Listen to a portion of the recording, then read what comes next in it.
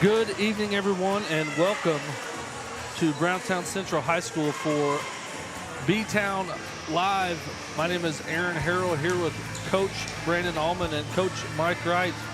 And guys, how are you doing this evening? Good. Excited for some volleyball action. Same. Yeah, it's a really good night. We're actually getting some rain. Much needed rain. Much needed rain right now, so that's great. But yeah, Coach, what do you think tonight's game? Oh, I mean, rivalry week, I guess you could say.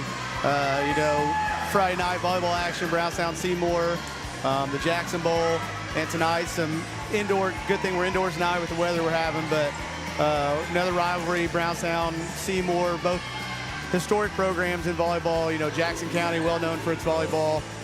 So I'm excited for a good game tonight. Being my first volleyball game with Jackson County Bowl or whatever it is called. Is it Jackson County Bowl in volleyball too? No. See, I got to learn this stuff. But only the Jackson Bowl in football. They're the ones that make a real big deal out of it. Oh, okay. Like, I mean, it's a big event, and you know they have chili cook-offs and everything else beforehand. So, well, I'm excited to see what these two schools will bring, because I know that Jackson County is known for its volleyball. We got two, like you said, historic programs. And my first taste of volleyball was a couple years ago, watching the 8th grade play, and they Brownstown Central played Seymour, and the gym was packed. Yeah. So it was intense. And we're blessed to be joined here by Brownstown Central junior volleyball player Kenzie Dean. So welcome, Kenzie. Hey. So first off, this will be is this going to be your second or third actual game against Seymour at the varsity level? Third game. Yeah. What's the scout report tonight? What's the game gonna look like? Give us a preview. We played them during summer ball, and I'd say we put them away pretty well. But it's always nice to get out here because teams get a lot better over summer as seasons go on. We've seen some really good games out of them in their highlights versus New Albany and Silver Creek. But there's really just nothing like playing your rival team on your home court. We'll talk about this. You play basketball for me as well, and we always have scout reports and detail players. Who are a couple players we need to watch out for them? I'd say Anna Fish. I'm pretty sure she's a setter, and I think she hits a little bit as well. Their libero, Nora Campbell, I'm pretty sure. They switch the rotation a lot, so there's not really much to look for, but they also have a really tall middle, Journey Brown, that also plays basketball. We play against her. I'd say their defense is pretty good. They pick a lot of balls up, so I think it's going to be a good competitive game to watch. Coach Wright? Yes. Got any questions? So we're getting towards the end of the season. Sectionals coming up in a couple of weeks. When do we start looking towards that? Because that's going to be pretty competitive. Well, we actually start looking at our sectional teams at the beginning of the season. Like, we have the Brownstown Invitational, and we played Mitchell, which is always a pretty decent team that's in our sectional that we played last year. Our sectionals are at Henryville this year, and we haven't had our drawing or anything yet, but we're pretty excited to go into sectionals. We're supposed to win, hopefully go to regionals to my state. So that'll be a fun experience for everyone, especially the younger girls on the team that have never experienced that before. I believe the draw is Sunday night, so will you all be together watching it, or? Yeah, we usually get together and watch it at the guest house in Brownstown, and the parents are really supportive of us. Like, they always decorate our locker rooms and get us goodie bags and things, so they always make the games a lot funner. So Seymour, do you look at them as big brother, big sister, and do they look down upon us, or is it pretty friendly? I think they've always kind of looked down upon us since we're a smaller school, but I think every single year it's always a good game. It's never really a put away. I think this year it'll be a really good game also. Good. Well, Kenzie Dean, thank you for joining us. Thanks for having me. Got any shout-outs you want to say hi to anybody that might be watching? I don't even know who watches these, to be honest. So, we'll appreciate it. Good luck tonight. Wish you nothing but the best. Thanks.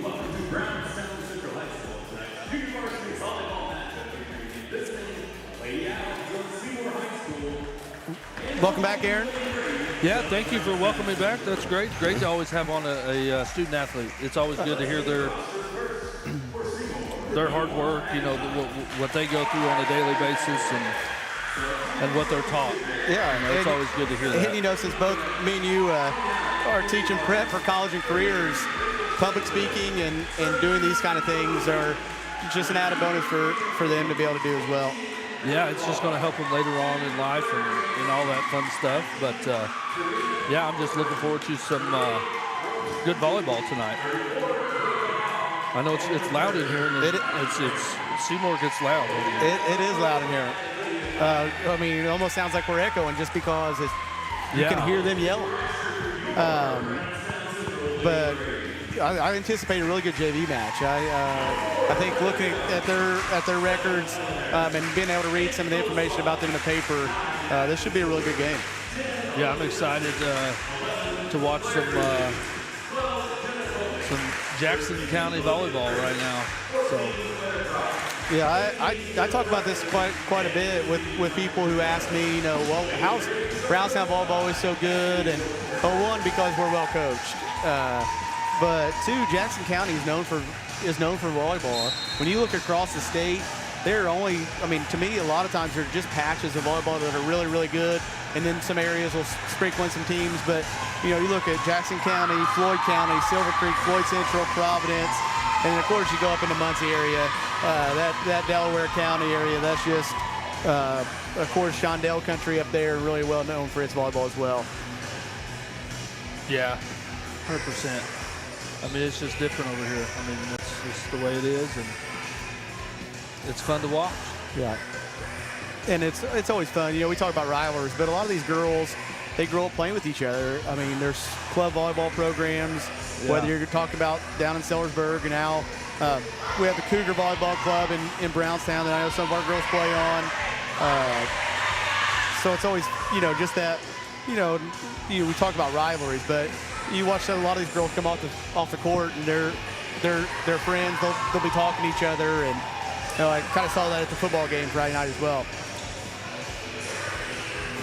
So we know some of our girls play basketball.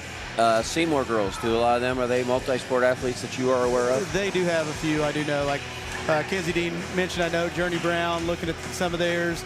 Can't remember some. I know Sophie Skidmore will play for them. There are a couple others, but right offhand, I'm sometimes bad with names. I know faces and numbers. Right. A lot of times I don't always remember names. So they put in a lot of time in multiple sports to be at the level that both of these programs are and to be playing another sport. All right, Seymour will get the first serve here. Sophie Skidmore. And get things started. I do know the Skidmores really well. Sophie actually did not play volleyball last year. This is her first year playing again, I think since 8th grade, I believe. So I know she's enjoying it, loving it, and it's good to see her back playing again. She is a sophomore. Would have been long, I think. Good dig.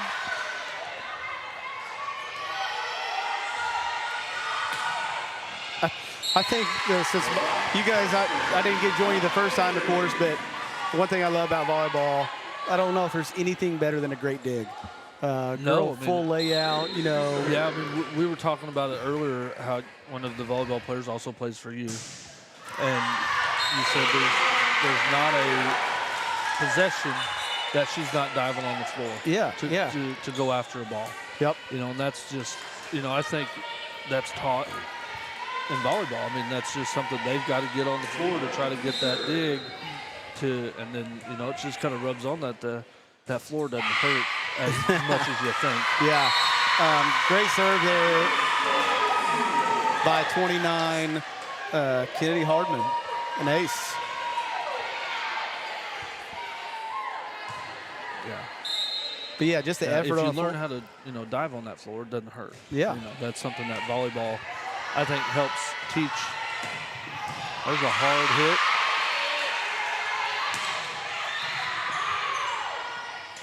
Ooh.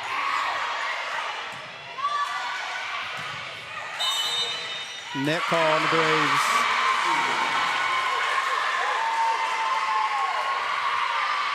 Saw several different Owls set the ball there. So look, see if they have predominantly a one setter, if they use two setters. Well placed serve right on the line. A quick timeout by Lady Braves. Quick timeout, and you know, one thing that we know in volleyball is momentum. I mean, it's all about momentum. They get, I think, 2 timeouts per set. And yeah, they use them. And they're strategically used at times. But for sure, you know, we always talk about basketball being a game of runs, but volleyball is a game of momentum. Oh gosh. You know, those 4 or 5 point swings are absolutely killer. What you saw here, the Braves got up 1-0, and I think that Seymour's ran off 5 straight points now. Just kind of a good timeout, Coach, by Coach Wurzberger. To settle our girls down, get them under control right here, relax a little bit. So we'll see how the Lady Braves respond.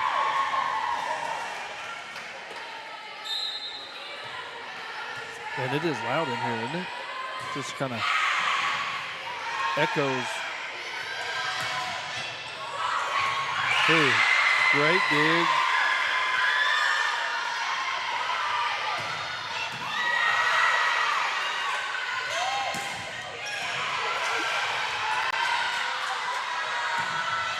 Good swing there by Merritt.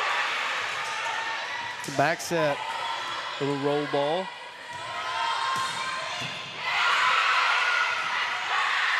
Nice long rally right here. Ooh. Out. I think the Lady Braves got away with a double hit there. Maybe a little bit. But we will take it. Is that something they get away with maybe in JV versus varsity? Varsity, that would be called? I don't know.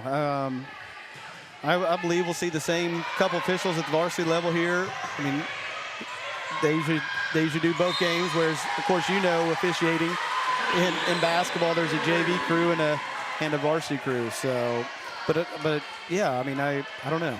Your thoughts, official? Yeah, you're the resident official here. Maybe not volleyball, but are there things that you call in a? I plead the fifth. another net call on the Braves. I believe El Narrett has gotten called for both of those. What makes it tough is early in the game, you got to, I mean, if you let it go now, you've decided to let it go. Right.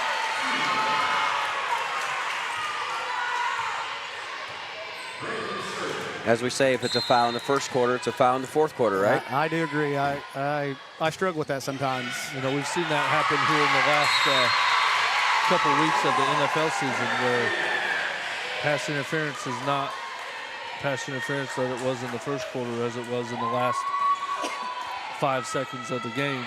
That we've seen, you know, 2 or 3 calls there that are definitely pass interference in the first quarter, first half, third quarter. That when there's 5 seconds to go, it's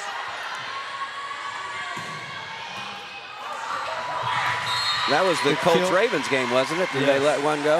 Yes. Killed by Olivia Justice there. Sometimes it pays to just miss-hit it just enough that it throws the time of the defense off.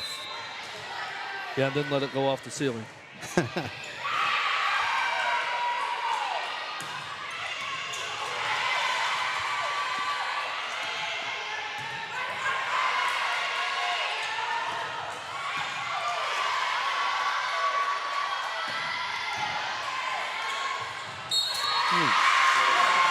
Passes wide, point Lady Braves.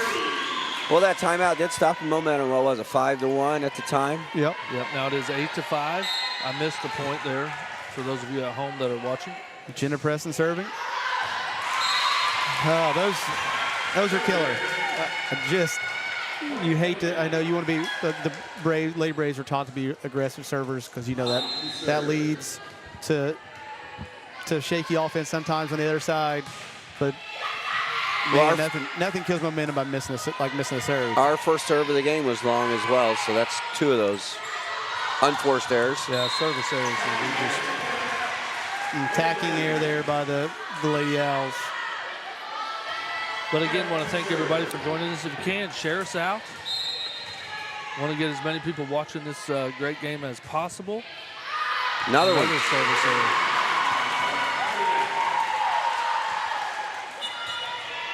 Yeah, please, I know I mentioned this a lot. I love interacting with you, chatting. Yeah. Please chat, send us anything, information, anything you see. If we're wrong a lot. Yeah. So that's okay. Please correct us. We don't mean to be wrong. Down the line, kill by Merritt. Yes, that was by number 11.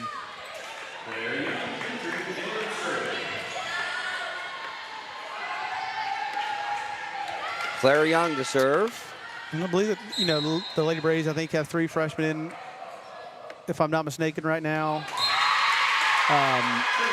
So they're getting they're really their first action in this type of environment, in a JV game. Brownstown always has really good crowds for our volleyball games, but usually the JV games can still be a little sparse. But great crowd in here, and they're getting their first action, and a little nerve showing through.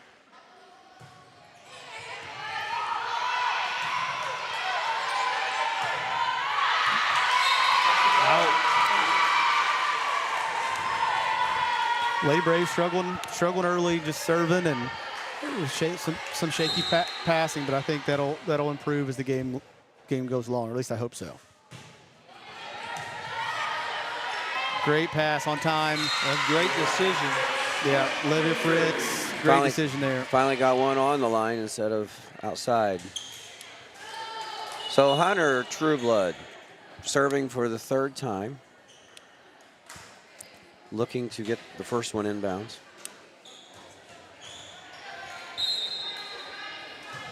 There we go.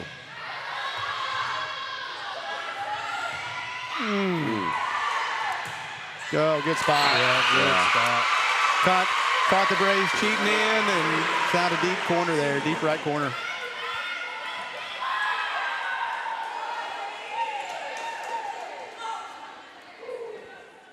Probably something that doesn't get talked about a lot in volleyball are girls' vision right there. Just a great decision. See us cheating in, and a Mike Wright comment. I forget who he said.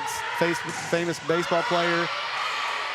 This is not my English. This was a quote, but hit them where they ain't. Same thing right here. Hit them where they ain't. And they're going to call Seymour in the net.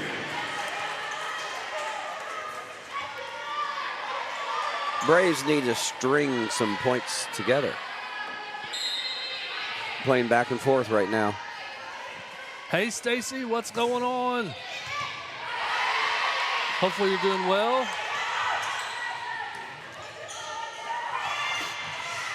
There we go. Is that another kill by Fritz, I believe? Number 13 or setter. Claire Braylage serving for the 2nd time.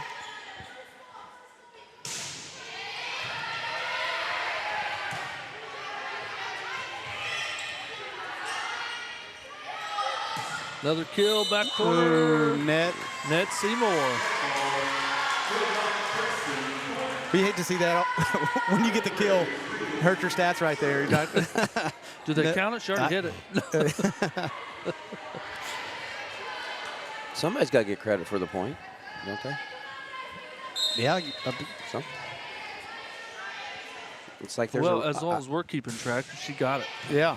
But we're not official. I've never had to keep a volleyball book, so that might be one that I have to ask and get clarification on. If anybody knows out there, let us know in the comments. Little dump. Hard hit, block.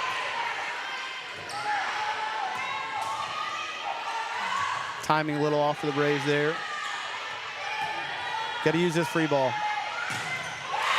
Great block by number 30. And Brownstown gets the point. 3 in a row.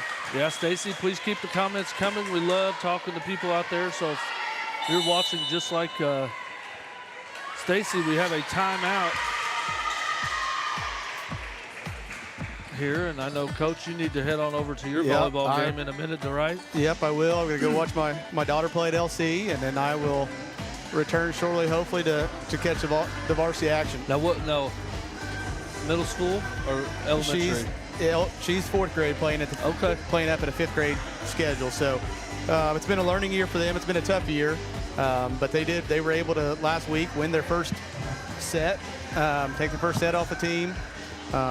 Lost in 3, but the emotions, the joy on their faces after winning the first one was it's what makes it worth it, I guess. I mean, seeing your daughter happy and excited, but she's enjoying it. She loves it. So, I'm just happy for it. That's awesome. That's awesome. Well, we're happy you get the chance to go over there and watch her play. And you said this is her final game of the year so final far? game of the year, yep. Okay. Well, good luck. Good luck to her. Thank you. I'll catch you guys here back in a bit. Sounds good.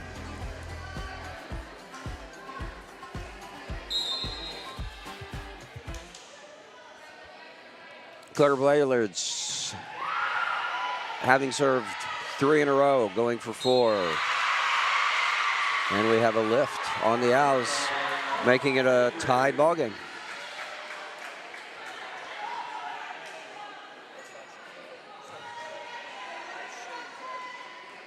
Looking for their first lead.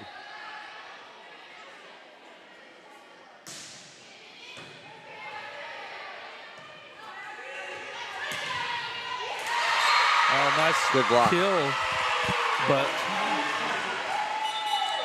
killed that one right into the block. Yep. That was a nice run to get back into the game.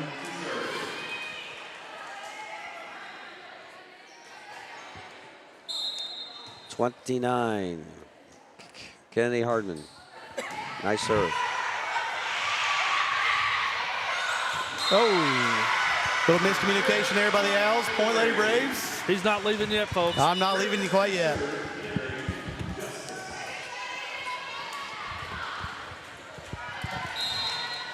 And Olivia Fritz back to serve. Oh, ace, nice. And I believe the Lady Braves at their first lead since 1-0. That's first lead. Yeah, first lead. Because they had to serve first. That's right. You're right. Well, we are blessed. I'm honored, privileged to have Coach Jennifer Shade, head coach of the Lady Braves. 25 years now. This is 26. 26. Well, first and foremost, since I get to coach alongside you and almost share an office with you, tell us how have you been able to do it for 26 years? Well, no, it's been easy. You know, it's exciting to coach for Brownstown because you've got kids that want to come in and work hard, and you've got athletes that take it serious. So, you know, the kids that have come through the program have made it easy to want to come back every year. You coached in the time period where summers were free. Maybe not for a fall sport, but now it's a 3-sport or 3-season, 4-season sport. Do you like that part of when the IHSA basically became open gym for everyone all the time? You know, I have mixed feelings. Me as a coach and a grandma, it's kind of hard, but you know, when you are in a rural community school like we are in 2A and we don't have travel or club volleyball that's easy to access, a lot of these, you know, bigger schools up in the Indy area or Louisville area, they're able to access those off-season play a lot more than we are. So it does give us a chance to catch up and be ready when the season starts, and we don't feel like we're as behind because we can get in the gym a little bit sooner. Can you give us a little outlook for those who may not have been able to attend many games and are going to be watching online or here in attendance tonight? Give us a little bit of outlook so far on your season, and then a preview of what's to come, especially for sectional. Right. Well, if you look at our record, it doesn't show what kind of season we're having. When I first came here, I wanted to beef our schedule up because just beating easy schools and having a winning season, then we'd get into tournament, we weren't ready. So we, you know, sometimes years we take a pounding right in the middle of our season because we play these tough ranked 4A schools, one right after the other. So that's part of the strategy of coaching this schedule too, is keeping the kids from being beat down. And then you win a few of those games, and then you gain that confidence, and it just goes in, and then it makes games like some of the sectional games easy because we've played such good competition. So our record doesn't really indicate our season, but wow, our kids have come a long way. If you watched us play even in the summer, over the summer, and then you watch us play now, the growth and maturity in the girls is just unbelievable. So it's been fun to watch. These young kids, we're young. We're still young. We still make young mistakes, but it's been fun to watch them mature and get better and understand how it is to be on a team. Yeah, just in this game. Absolutely. We were talking about the nerves for these young kids playing against their county rival. Right. And we got down, missed a lot of serves, had low unforced errors, and now we got a 5-point lead. Maybe that's coaching, settling them down. Yeah, we always say stay with the team for the first 10 points, and then the better team kind of takes the lead. And we preach that to kids because nerves and just adrenaline and everything play a big part in those first 10 points. So we're a little more settled in now than we were at the beginning. But I know I made that comment. There was 3 freshmen out there and a couple, shaky serves, a couple shaky passes. Eleanor, a couple net calls, just some of those things, just getting relaxed and getting in the flow. And we've been able to do that. Cass, I thought, called a really good timeout when it's 5-1 and just settled our girls down, and we played really well, I think, for the most part ever since. Absolutely. We've cut down on unforced errors, so that makes a big difference in rally scoring. So looking at towards the sectional, you got Paoli and Mitchell. They got 20-plus wins. Obviously, we played Mitchell. They're well coached. They play in a very tough conference against Springs Valley as well. So what do you think going into that? With the draw coming up Sunday, is the draw a big part of this too? It is, and it's easy to feel confident because we've already beat Mitchell one time, but we also have to be realistic that everybody's improved over the season because that was such early on. I never feel good going into any game. I don't care if they're underhand serving at us. I don't feel good. So we will prepare for each game as it comes. And, we just tell the girls, it doesn't matter how you win. You just got to have the better score at the end. So we'll just kill ourselves trying. But I know I agree. Talk about our schedule. I mean, the girls' basketball is the same way. The top 50 the top 50 ranked schedule, and I just think that helps prepare for those sectional environments. It really does. And, if we didn't get in those situations that we get in when we're playing good teams, we would never know how to handle those. So it's just a plus for everybody to play strong schedules and travel a little bit farther to play the good teams because it does prepare you more. For sure. Coach, anything else? No, just thank you guys for doing this. I know there's a lot of people who are very grateful that this is streaming, and I've got Reagan at college at Mount Vernon that's so happy to be watching the Seymour Brownstown game. I am hoping that if she's listening, I'm hoping that she can comment on our chat because she is definitely an expert, more so than any of us. And she can definitely help us out in the chat. So Reagan, please do that. Coach, I know it was the middle of the first JV game, but we appreciate you for coming up and blessing us with your presence and giving us information, knowledge, and taking the time out.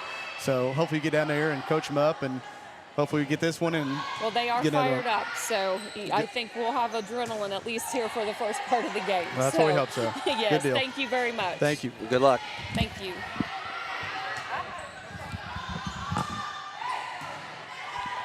Well, while that was going on, the Braves are trying to put the first set away.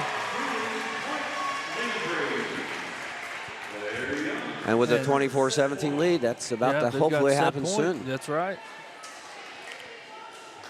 But again, want to thank everybody for tuning in.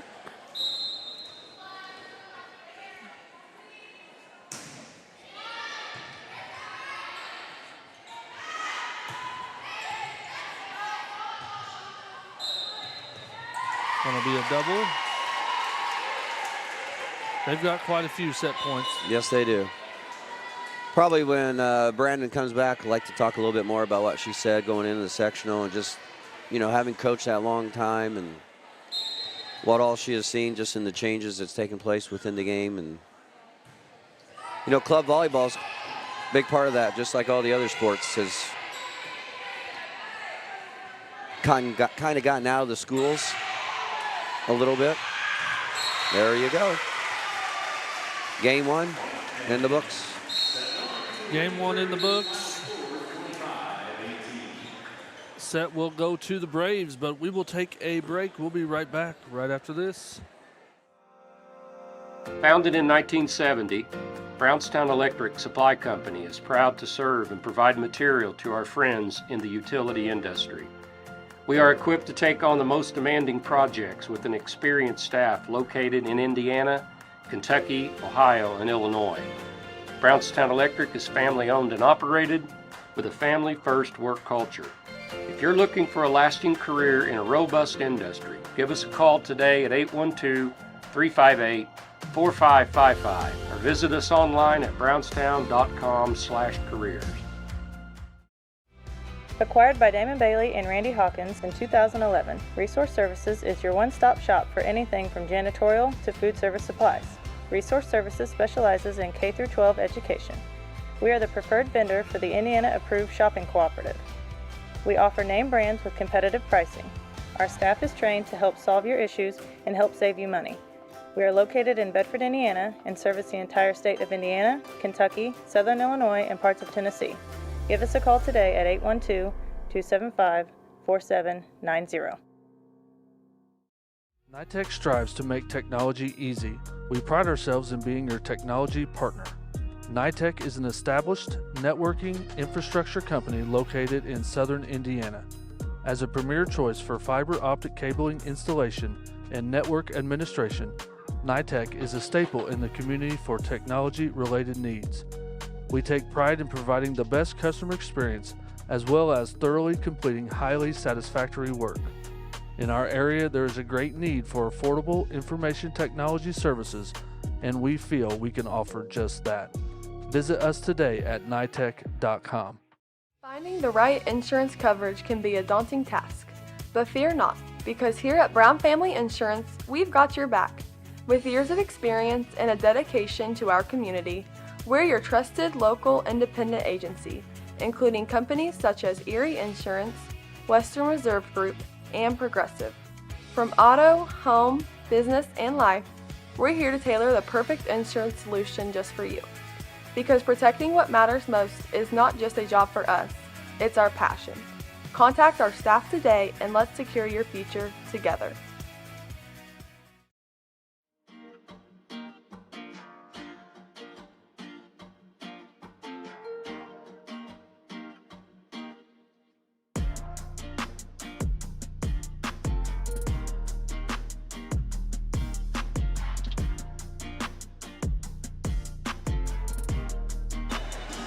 And again, welcome back here to the pit at Brownstown Central High School.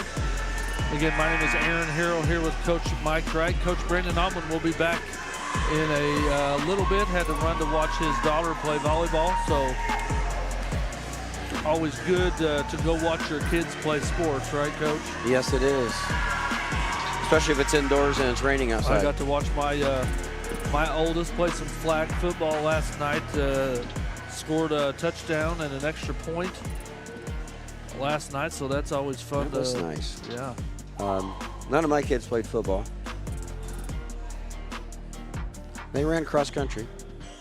I think we've had that conversation. Yep. It's like, yeah. I'm not sure where that came from, but hey, they did very well at it.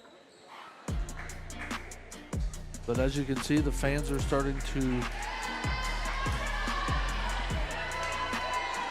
roll in here in the rainy evening that we're having. Yeah, we talked at the break how loud it was in here, and I'm pretty sure we're not even quite double where we will be.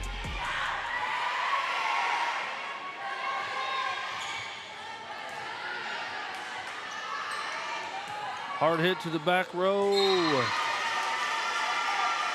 And the Braves will get point number one. Definitely think we've settled down since the opening. Yeah. That was interesting what Coach said about staying within, the first 10 points, just stay within striking distance, because you hear that in other sports that are more common. Football, get through the first couple drives, don't turn the ball over. Basketball, there's going to be a lot of emotion the first 4 minutes of the game.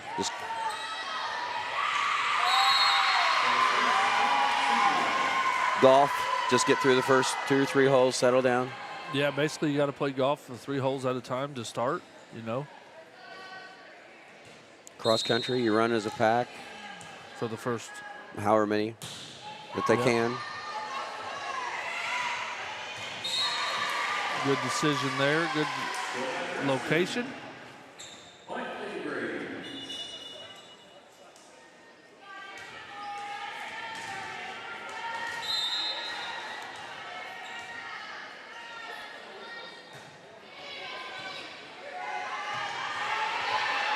Free ball for the Braves.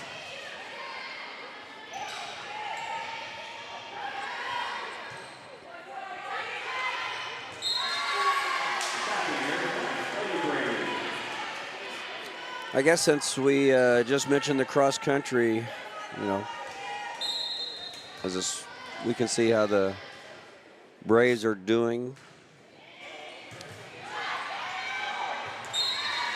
They ran Saturday at Bedford North Lawrence in the Ted Fox Memorial Invitational. The boys finished 5th out of 16. That's great. Floyd Central, Center Grove, Orleans, and Bloomington North were the schools that finished ahead of them. And finished right behind them was B&L and Seymour. So very respectable finish. The girls were 11th out of 14. Had this week off. I didn't see anything on the schedule. They go to Switzerland County for the Pacer Invitational on Saturday, and then their sectional, I believe I saw, was October 14th. So that's about 3 weeks away. So it looks like the boys could make some noise. And not knowing who's in this tournament, maybe even the girls can sneak out a berth or get an individual or two out.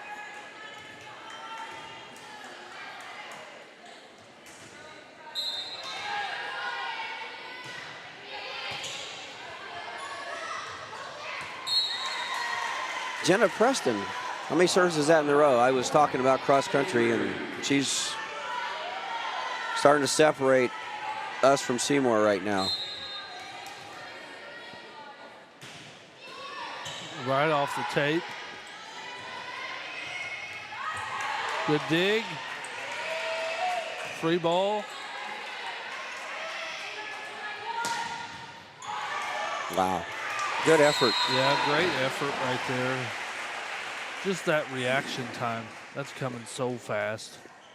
It's amazing. And more times than not, they can put it in play. That was just one time that it was not able to.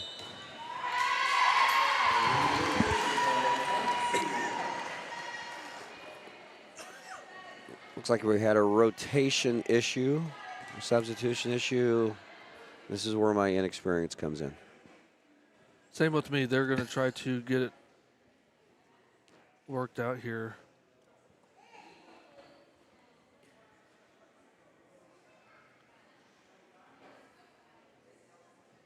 Need to mic up the officials like they do in the big leagues. Yes.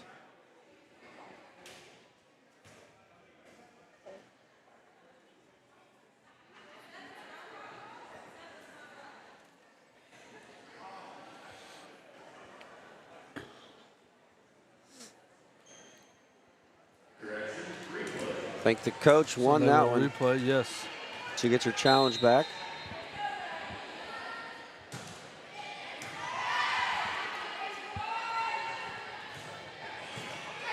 Good kill.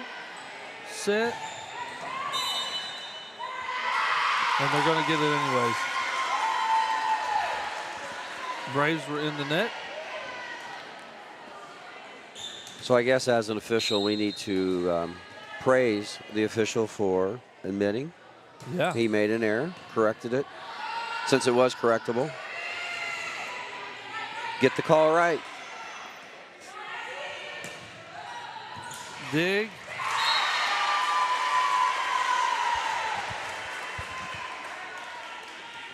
Al's on a little bit of a run here, 3 in a row.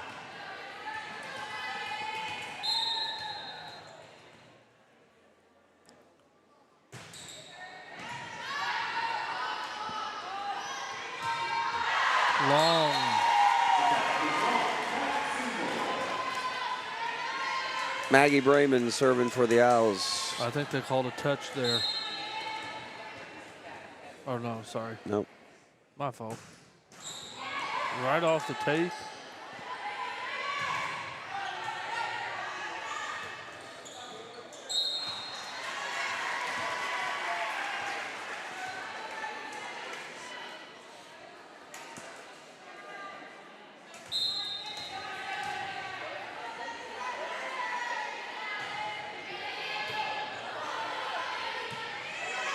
Gonna be a free ball for the Braves.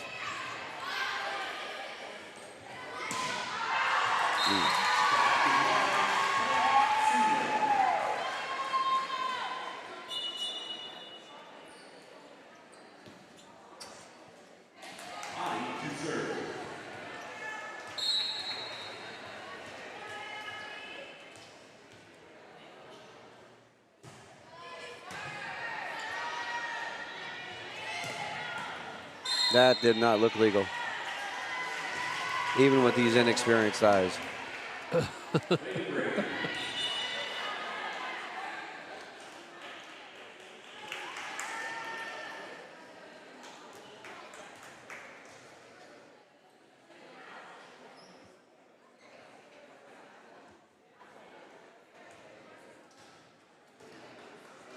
What didn't look right there, Coach? I think he had too many body parts. Forearms, chest. I don't think he can do that. Nice kill. Nice.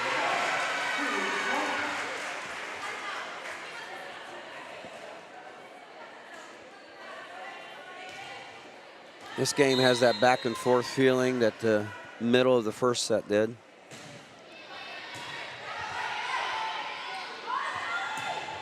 Off the block.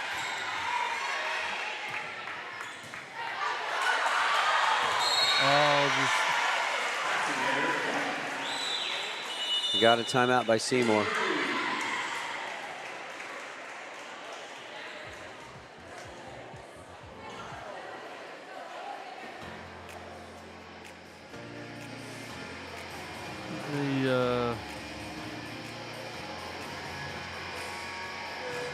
Again, we would definitely want to thank our sponsors.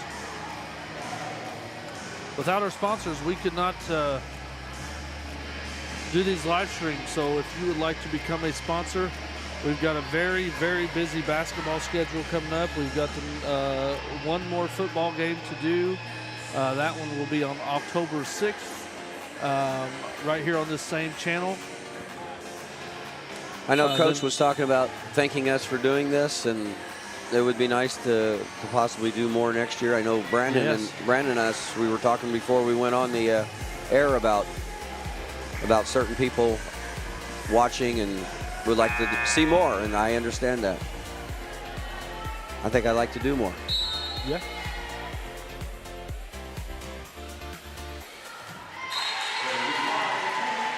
I don't know how many people want to listen to me talk about volleyball, but you know that's the joys of this, live streaming stuff is I've always been told, well, when you get to talking too much, we just mute you. So that's I feel like some of my students do that. You get that feeling? Mine do, yes. And I'm a first-year teacher, so.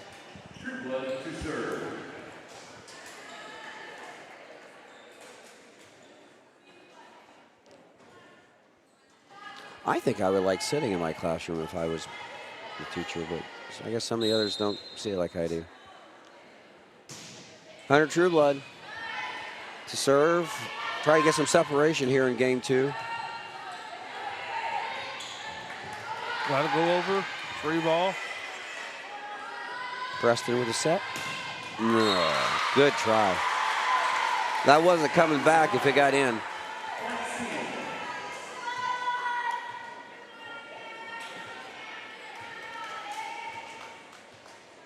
Cameron Ains serving for Seymour. Over.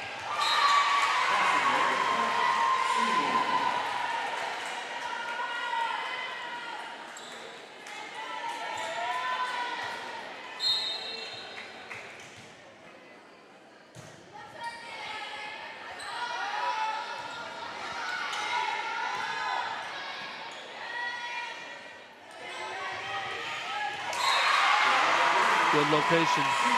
Yes, Tied it us was. up 12-12.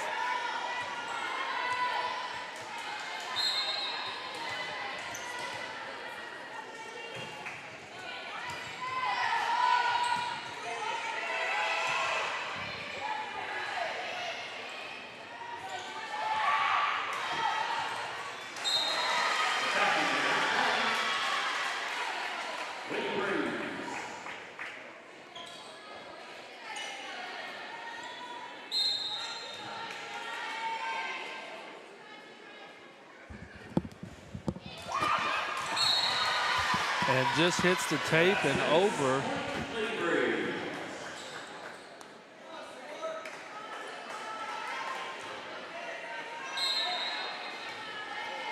I think Claire served like 4 in a row in the first game.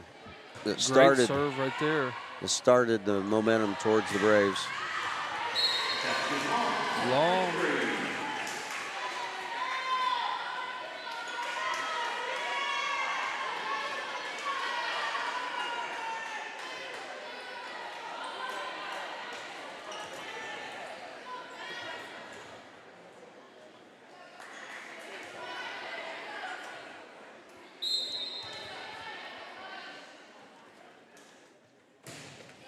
Stay in, that did not.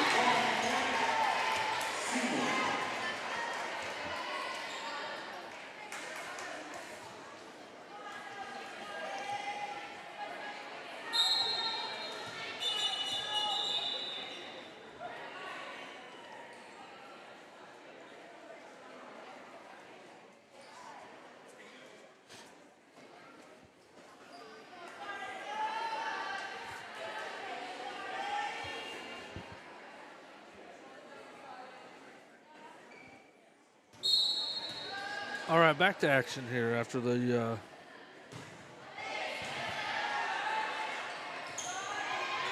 hard hit off the block.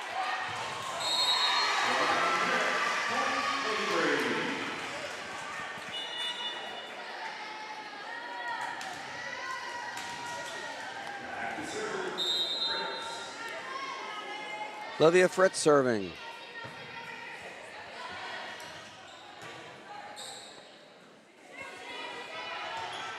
Another hard hit off the block. Good dig.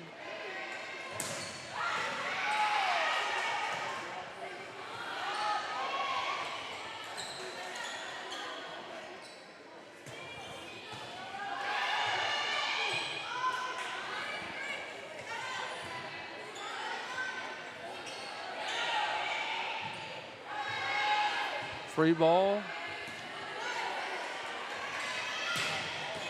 Nice kill.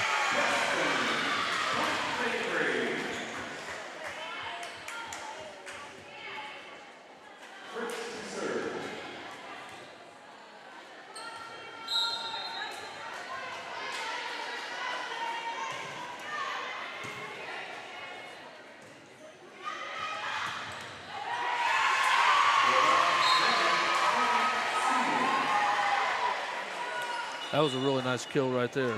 That didn't look like anything you could do about that one. No.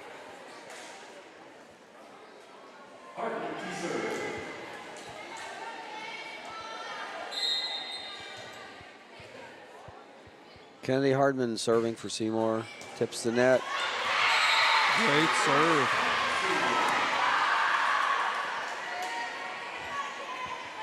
The lefty.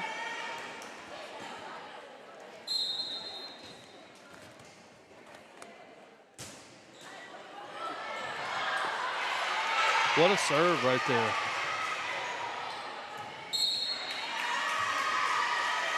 The serve was impressive, but I thought getting it back over, that didn't look like that was much fun to have to deal with.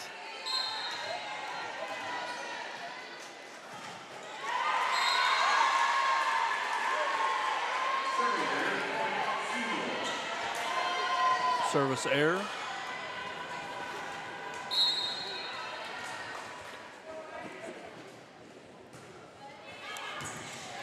Great dig. And that will be full. Lost it in the lights.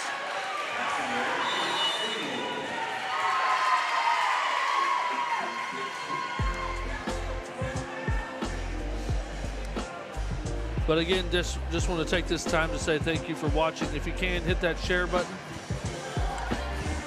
We would love to get as many people watching this great game as possible. Also, for those of you out there watching for the first time, hit that subscribe button. We'd love to have you subscribe to the channel. Here on this channel, we live stream Brownstown Central sports, as well as Bedford North Lawrence sports as well. So again, would love to have you subscribe. It is free to subscribe. Just let you know whenever we do go live.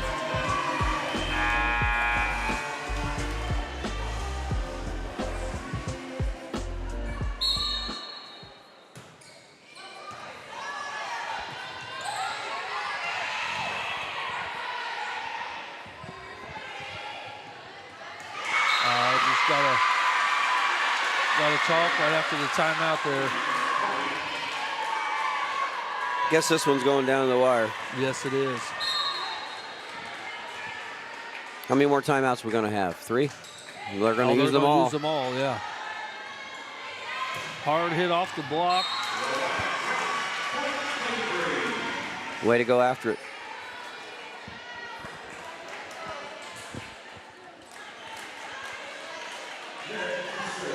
What do we have serving? I can't see the number 7. Ellen there.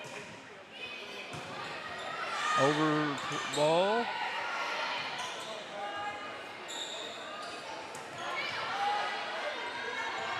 Another hard hit. That stay in? It Yes, did. it did.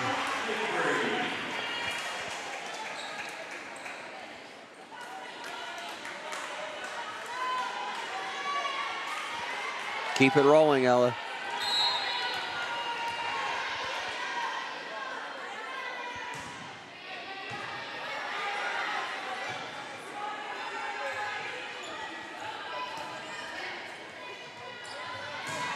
Off the tape. Nice block. Yeah, I'm not sure that touched the, I think it was off the tape.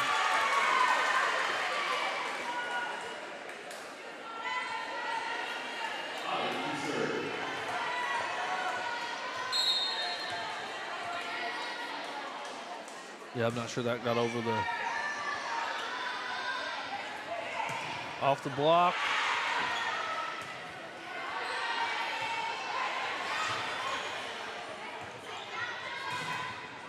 That one's in.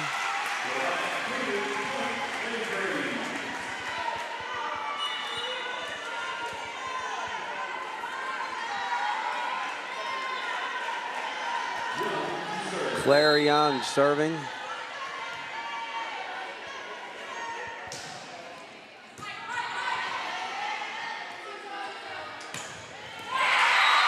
Hard hit That there, was- but that was Well executed by the Owls.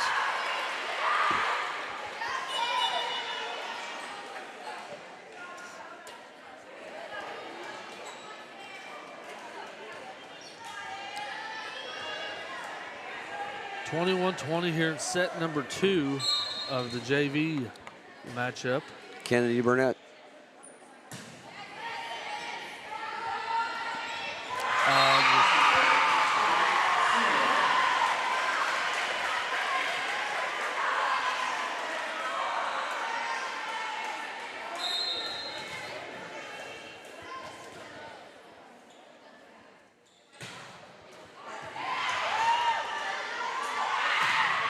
Off the block and in for the Braves, 22-21.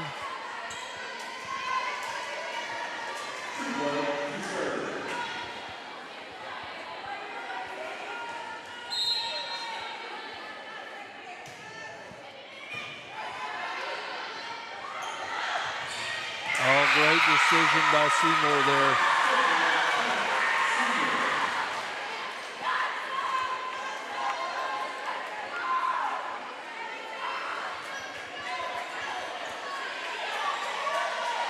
Cameron Ains serving for Seymour, 22 all.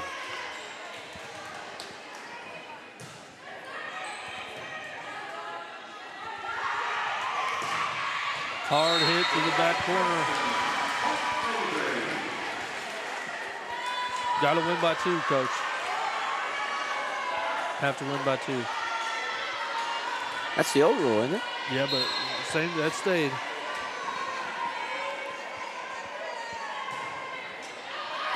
Yeah, that's in. Well, Claire Blurridge is doing her job to try to make that win by 3. That's right. So set point.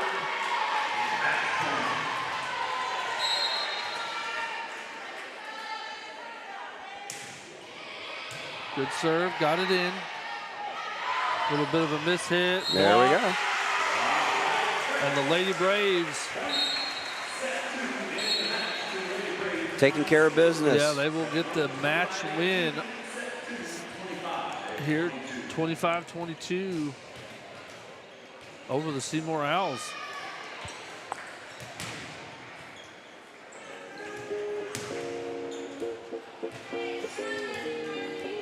So we will have about a 20-minute break here, but before we go on break, Coach, what were your thoughts there on that? Well, we settled down after that beginning, just like Coach said, which, like I said, was a very interesting point. Stay within striking distance in those first 10 points, and Seymour did play really well those first rallies. They seemed to make a little bit more errors. Our serving got better. Settled down probably more than anything. So it's nice to beat your big sister. Yeah, it's really nice. Most schools are what, 10 minutes apart? Yeah. So. But like you said, I'm sure they're all good friends off the court. And oh yeah. But we're going to take a short break. We will be back to talk with you. But again, we've got about, 20 minutes, you think? 5 minutes of... 5 minutes of this and then 15 between, so. Yep, 15 between. So, and then we'll have national anthem and all that fun stuff. But again, stick around. We'll be back in just a few minutes after the words from our sponsors. But again, everybody, thanks so much for joining us. Please stick around for the varsity matchup, and please hit that subscribe button. Hit that like button. Hit them all. And then we'll be back. Thanks, everybody.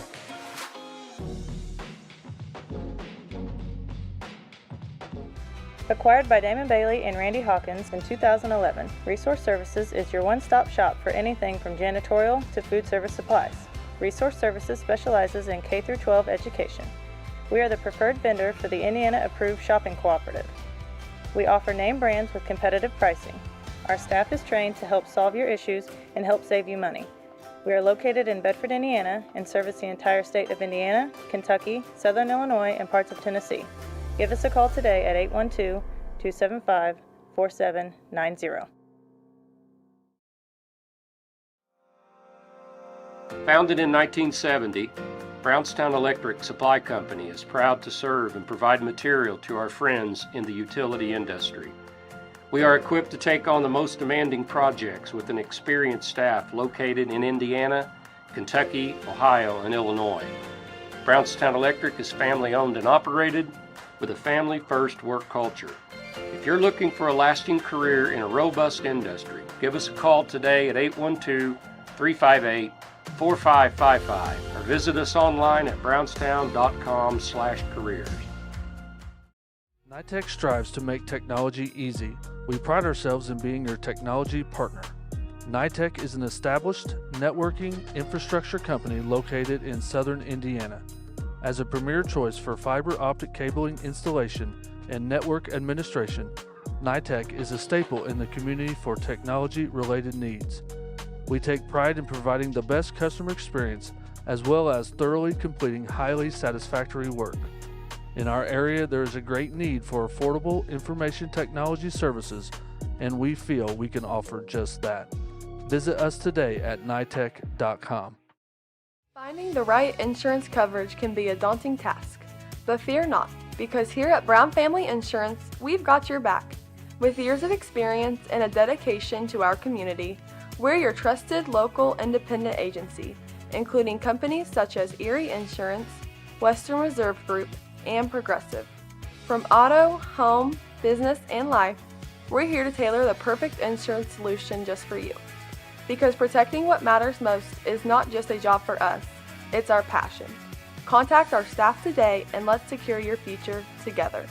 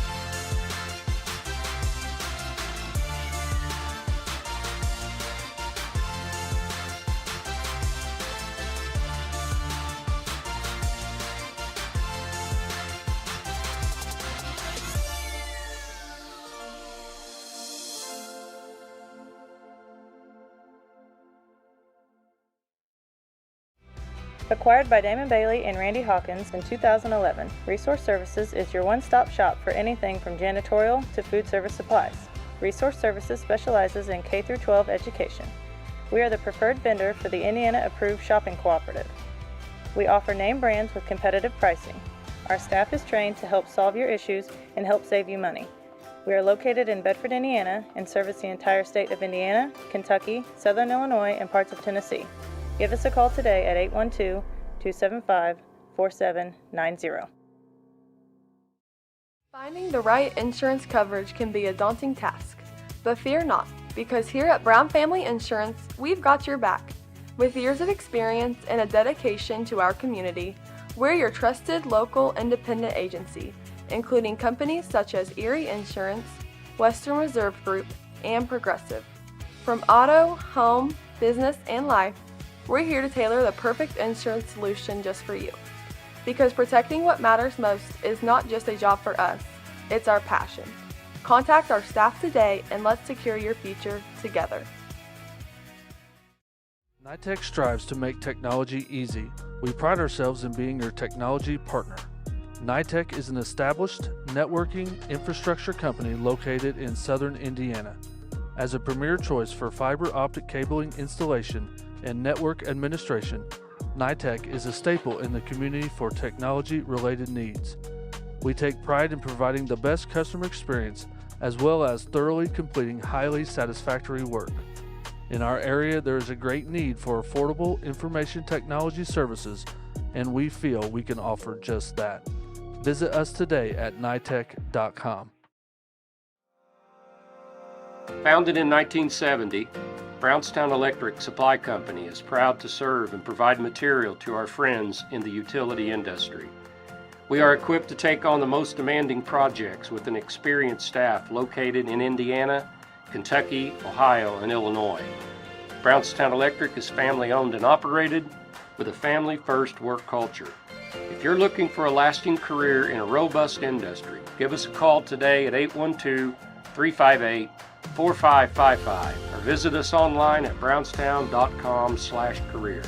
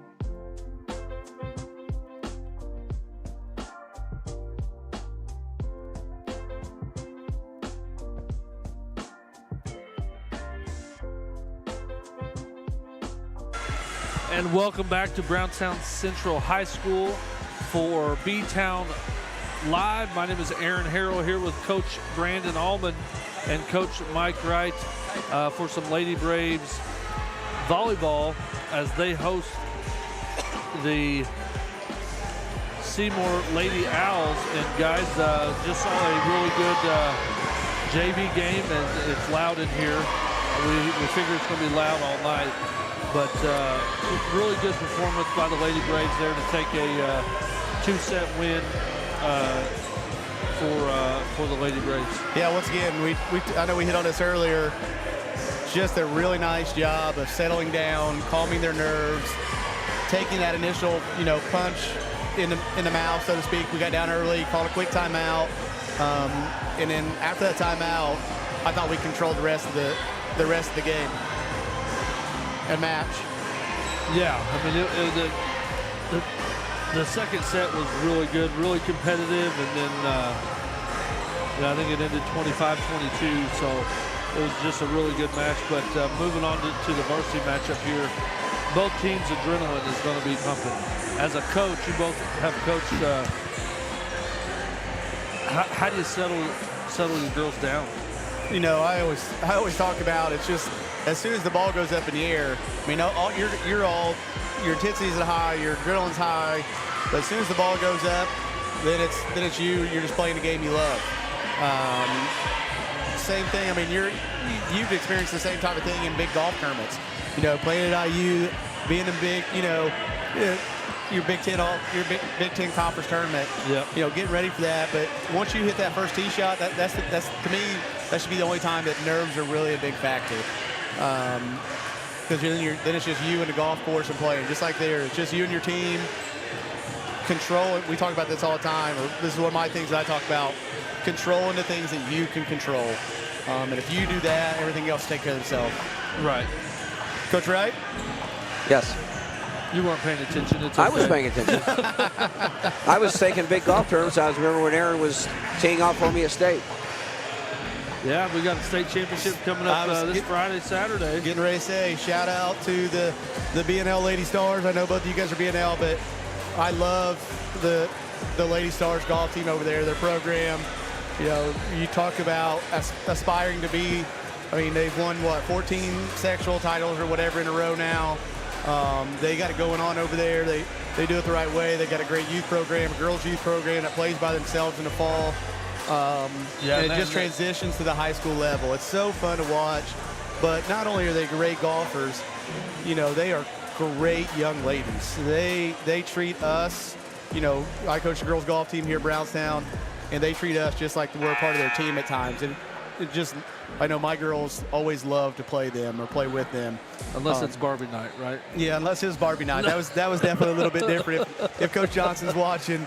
But, it's all good, though. They enjoy it. They love it. They get up for that senior day, those activities. But I am happy for them. They won the Washington Regional that we played in on Saturday and did so in convincing fashion. And our girls, proud of our girls, we finished 9th.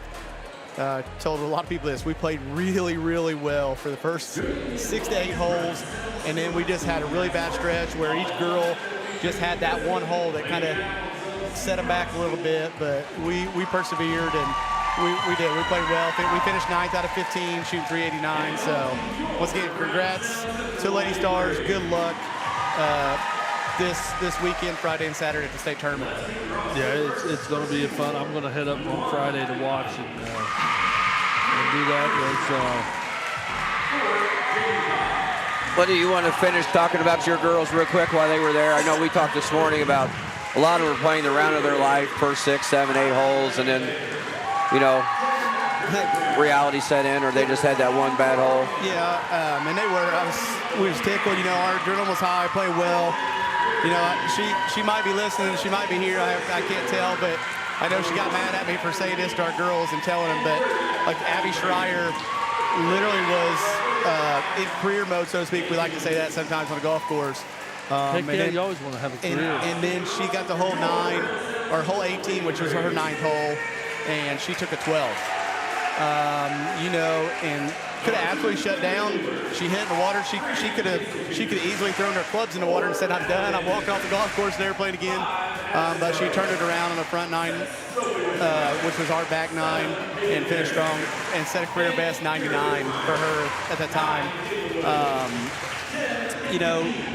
Gracie Reynolds, my senior, that talked the other night at the football game. Yes. She was really playing well, solid. Now she has some high aspirations to go play golf now, try to play golf at the next level. So I'm excited for her. Start reaching out to some college coaches and try to get her some looks. But just excited. We had a great year, a fun year, and when you win a lot, it is fun. And we were able to have some success. So we'll pause for the next. And if that's your acapella group, you guys got one acapella. You got one heck of an acapella group here. What about this crowd? This is great. Good, great volleyball environment. I think the only thing that's missing is a Seymour student section. I think the People's Bank, it was paying appreciation night here for the student body that, they paid for student tickets, so we have a really good student crowd over there. Maybe I just missed them over there they're in the corner. Yeah, maybe they're in the corner. Yeah, could be. So they're not their usual spot. Usually it's right here to our right, but maybe they're over in the corner. But again, want to thank everybody for joining. If you are interested in becoming a sponsor, please reach out. We've got coming up for a remaining live stream of the fall season will be October 6th. Will be homecoming, right? Is that homecoming, October 6th? Yeah. Homecoming football game, senior Silver night Creek has already happened. Silver Creek's coming to town, and then after that, you know what it is. Basketball season. Basketball season is starting to get that itch. That's right. When's the first game, Coach? So speak of that, that's no question. 1st? It's November 1st. It's somewhere right around there. It's Corden. I know that. I think our first home game is November 11th. But, nothing like opening the season with the defending state runner-ups.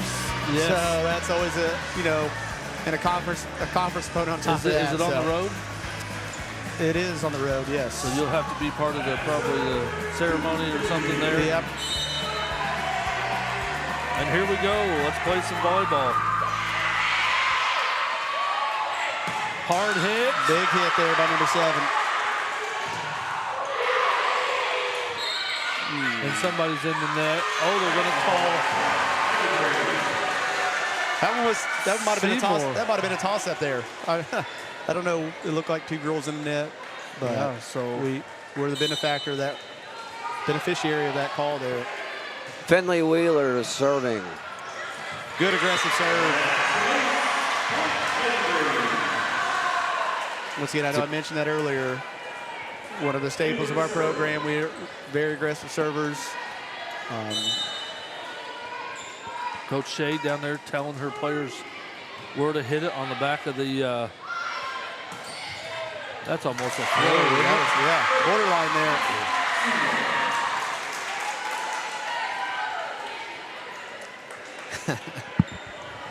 Aaron with a great reenactment of that throw there. Serving first for Seymour is Emerson Johnson. And we got an injury timeout here. Looks like our trainer Devin Harvey. Shout out to him. Great with our student athletes. Yeah, I tell you what, you got to give it out to all the trainers. I mean, all of them. They work so hard for trying to keep every student athlete healthy. Yeah, and I know Seymour's trainer very well. He was a former teammate of mine, a Brownstown graduate. He wears all that purple stuff now. I won't hold that against him, but he was a trainer here for a little bit. They used to, when Schneck first started giving us a trainer, they kind of went back and forth and rotated seasons. But now they're settled at one place, and lucky, blessed to have Schneck do that. Good location there.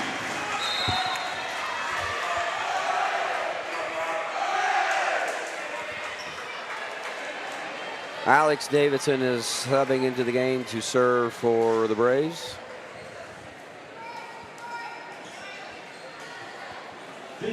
Campbell here for the Lady Owls, making a little adjustment, putting on some arm sleeves.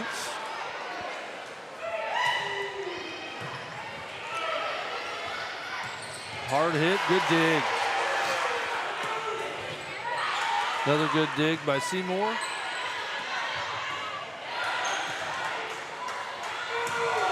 Little roll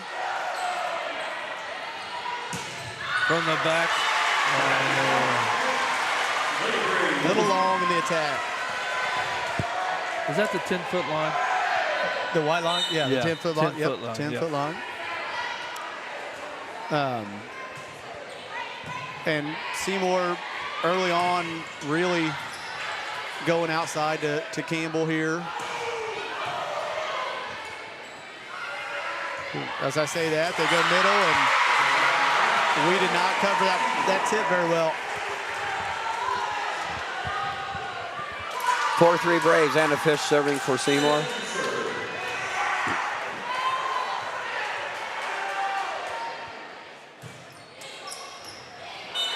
Oh, they're going to call it hit the line.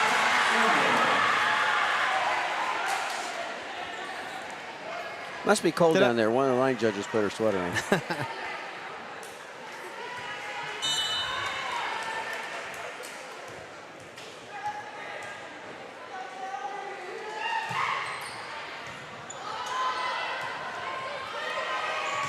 Wishmeyer on the outside. Ooh, I like it. They're going to call it over the net. I love the aggressiveness of Kinsey Dean, of course, our guest earlier.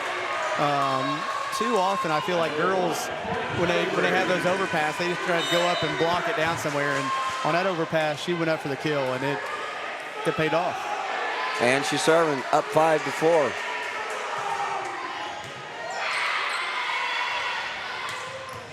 Good dig.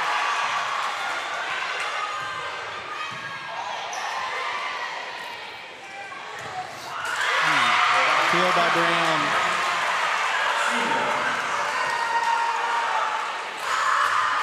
Owls have found some early success with Brown in the middle. Kill there and the tip earlier. Sophomore Zoe Williams serving for the Owls, tied 5-5. Off the block. Yep, good. And I can't recall if I made a mistake earlier when I referenced them going outside to number 7, which was Anna Fish, also their setter. But her sister, her first name is on the tip of my tongue, but her sister is a college volleyball player at Wake Forest University. Played for the Owls.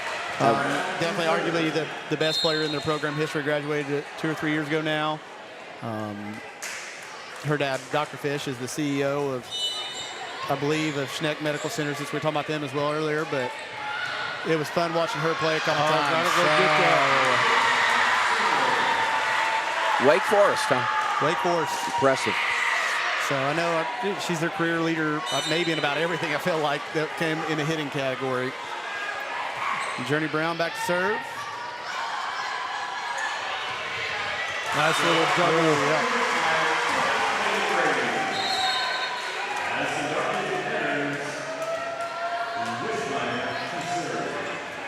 Addison Darlich is subbing in to serve, tied 7-7. No, Sophie Wishmeyer serving. Sophie. Addison came in then. Yeah, on the front row. Yeah, front row. That 5 looks like a 6 from here. Oh, great dig. Get it over. Says the math teacher. Yeah, we deal with X's and Y's too. Off the block. Off the block for a kill, yep.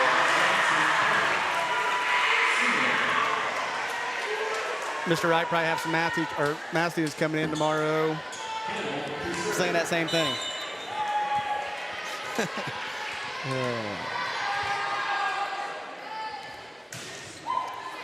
Early back and forth ball game here.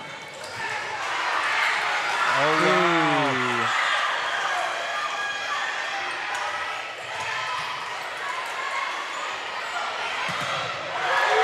Great swing. What a weapon to have a girl who can set and then go on the outside and swing away.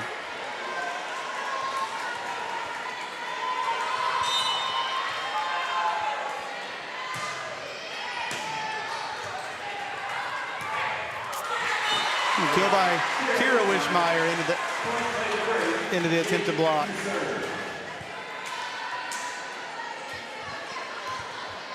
The libero will go back and serve. Yaden. That is correct. Trying to tie this up for the Braves. Or the libero. Yeah, whatever you want to call it. What do you want to call it?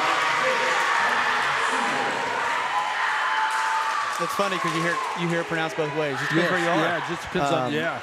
I was talking about that a couple weeks ago with one of our other teachers, and he's like, "There's no way it's called a libero." And I'm like, "Yeah, that's how it's pronounced." And he said, "Well, I've never heard that before." And he went and looked it up, and sure enough. Ooh, touch. Oh. Yeah, they're going to call a touch. Yeah, he called a touch. Killed by Addison Darledge. Finley Wheeler back up. Sophomore.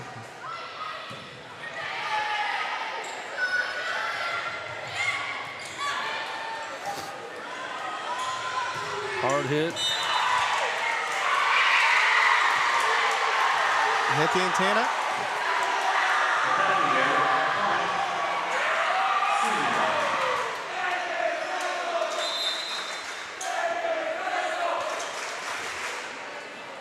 Well, the student selection definitely didn't agree with that one.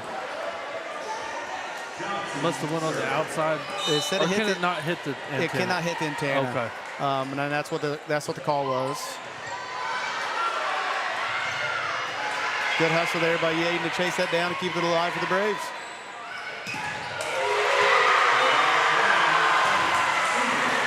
Journey Brown with the kill again.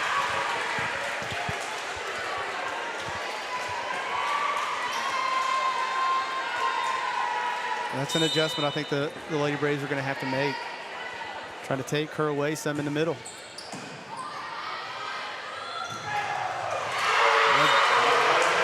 Well, good block. And yeah, definitely forced at the net. Yeah, I think we're going to have our first timeout of the game here. Coach Shade will take a timeout. So will we. We'll be right back. Founded in 1970, Brownstown Electric Supply Company is proud to serve and provide material to our friends in the utility industry. We are equipped to take on the most demanding projects with an experienced staff located in Indiana, Kentucky, Ohio, and Illinois. Brownstown Electric is family-owned and operated with a family-first work culture. If you're looking for a lasting career in a robust industry, give us a call today at 812-358-4555 or visit us online at brownstown.com/careers. And welcome back here. Seymour serve.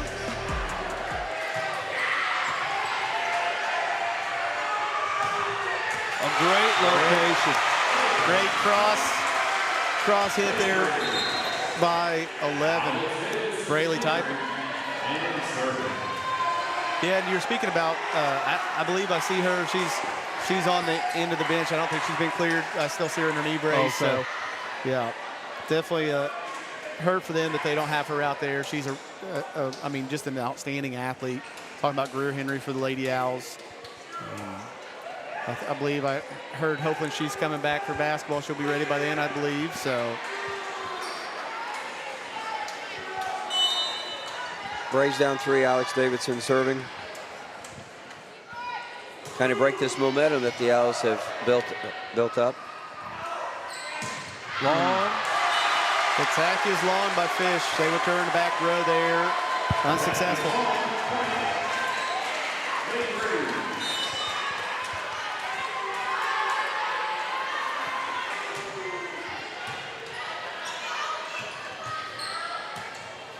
Short into the net. Tagging air there by the Owls. Momentum is such a huge factor. It is. And in volleyball. just another perfectly used timeout by Coach Shade. And the Braves were able to respond here, rally off, or make a couple points here, and hopefully keep this momentum going.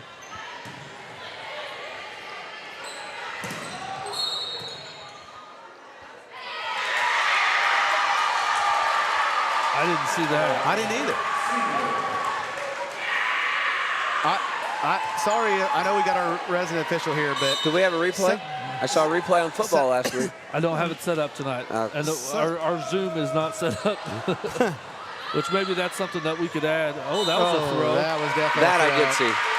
And I think that was a little bit of a frustration. I think the timing was off a little bit, but possibly a little bit of frustration there because she was the one who got called for the net call as well. But so I think the official honestly accidentally blew his whistle and had to call something. And sometimes it probably happens more so than I've seen in basketball. They call an inadvertent whistle, and they're like, my bad.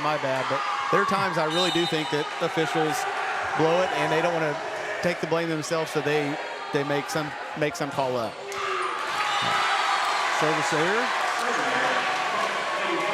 Agree, disagree, or you plead the fifth? It happens. There's no doubt about it. Like I said, I've had one of those refereeing football, and sometimes you just go to the coach and say, I missed it. Have you ever had an official do that? Yeah, and I respect that. That's what I want to hear. Or, I just screwed up. Sorry, I blew my whistle. Now, how many times during a game will you let him say, hey, I missed that before you start? Well, that's all depends on the ebb and flow of the game. And I've had a whistle. I've had those stripes on it, refereeing basketball.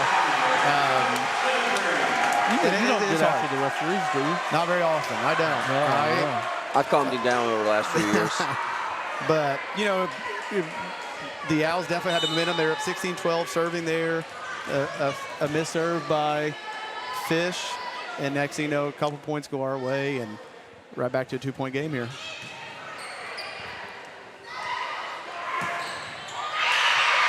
Oh, unlucky. Yeah, just one of those. Yep. She's in the right spot, just goes off the hands the wrong way. Point, Lady Owls. Zoe Williams back for Seymour to serve, up 17-14 in this first game.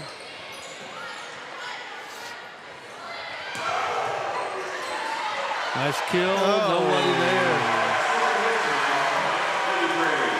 A little communication error by the Owls. And we might have a substitute or timeout. Yeah, we do, but it might have a timeout here.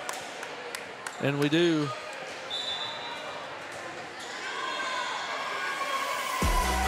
We'll take a timeout with them. We'll be back.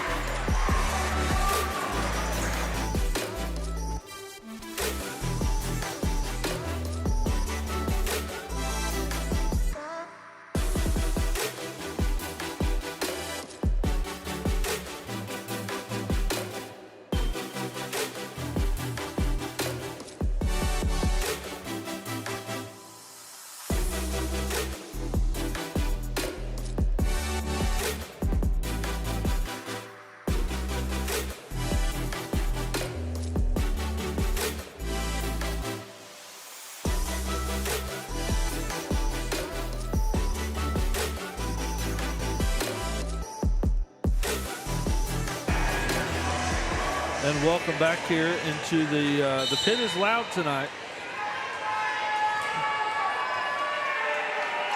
This is the type of environment you work. You put in all those grinding hours, the blood, sweat, and tears to play in front of these type of environments.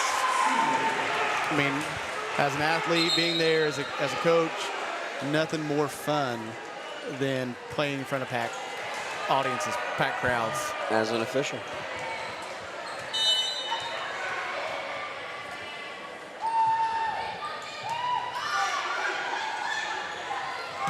Hard hit, but just missed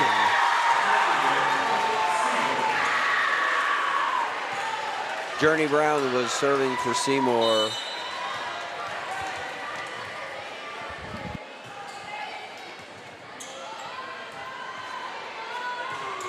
Hard hit, cross court. Great defense. Out. Point goes to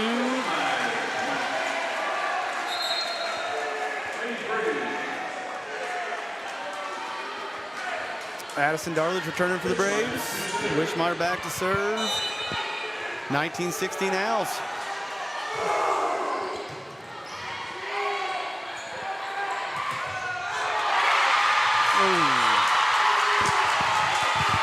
I think that's what, Aaron, you were talking about earlier, dived on the floor. Yeah, they just know how to do that. I mean, that's just something that.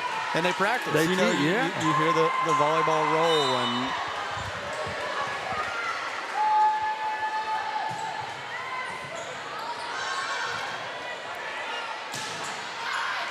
Free ball for the Owls. Hard hit. great dig there. Great dig. By Williams. Almost. Another one. Come on, girls. Oh, what a play by 13 by the Owls there. Keep that one alive. Overpass. That was over.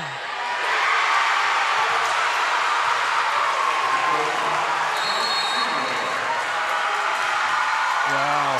Tough spot there. Definitely an overpass.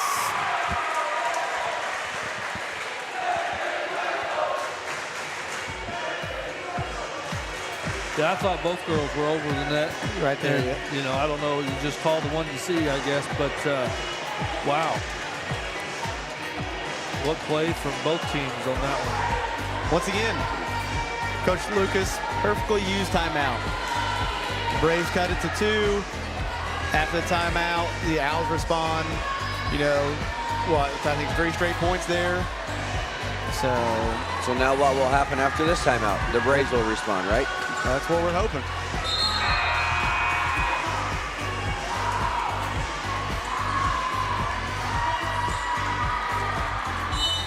Once again, if you're watching, please chat with us, interact. Tell us where you're watching from. Darledge, hard. There you go. There. That's Momentum something that stopped. Brownstown is so good at. When they can run their offense, they are just, especially getting it to the wings. Yeah, and that's something. And you know, that's where you see us, you know, against some of the other teams we play, a few teams that are definitely inferior than us, is just the speed of our offense is so much quicker than a lot of those teams.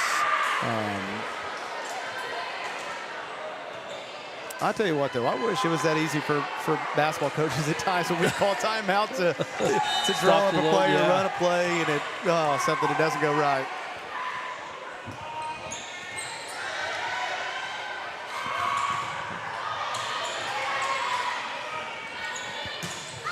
Out.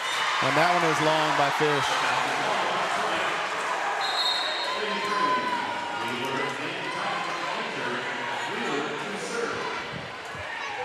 Amanda Allman, thanks for the comment.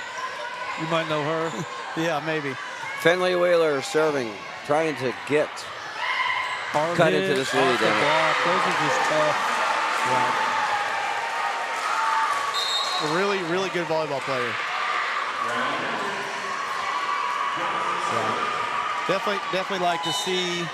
I know I'm getting some assistance, but definitely like to see us close our hands on those blocks. There's just a little bit of gap, and they're finding those gaps.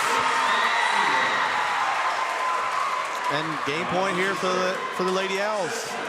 Off the passing air there. Now the Seymour crowd coming to life a little bit. Little back set. And did go there. in. I think that Fish got that one, if I'm not mistaken. And Seymour will take set number 1, 25-18. We're going to take a break. We'll be back. Finding the right insurance coverage can be a daunting task, but fear not, because here at Brown Family Insurance, we've got your back.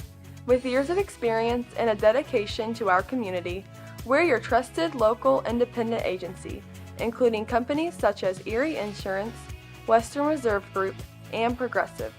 From auto, home, business, and life, we're here to tailor the perfect insurance solution just for you. Because protecting what matters most is not just a job for us, it's our passion. Contact our staff today and let's secure your future together. NITEC strives to make technology easy. We pride ourselves in being your technology partner. NITEC is an established networking infrastructure company located in southern Indiana. As a premier choice for fiber optic cabling installation and network administration, NITEC is a staple in the community for technology-related needs. We take pride in providing the best customer experience as well as thoroughly completing highly satisfactory work. In our area, there is a great need for affordable information technology services, and we feel we can offer just that. Visit us today at nitec.com. Founded in 1970, Brownstown Electric Supply Company is proud to serve and provide material to our friends in the utility industry. We are equipped to take on the most demanding projects with an experienced staff located in Indiana, Kentucky, Ohio, and Illinois. Brownstown Electric is family-owned and operated with a family-first work culture. If you're looking for a lasting career in a robust industry, give us a call today at 812-358-4555 or visit us online at brownstown.com/careers. Acquired by Damon Bailey and Randy Hawkins in 2011, Resource Services is your one-stop shop for anything from janitorial to food service supplies. Resource Services specializes in K-12 education. We are the preferred vendor for the Indiana-approved shopping cooperative. We offer name brands with competitive pricing. Our staff is trained to help solve your issues and help save you money. We are located in Bedford, Indiana, and service the entire state of Indiana, Kentucky, Southern Illinois, and parts of Tennessee. Give us a call today at 812-275-4790.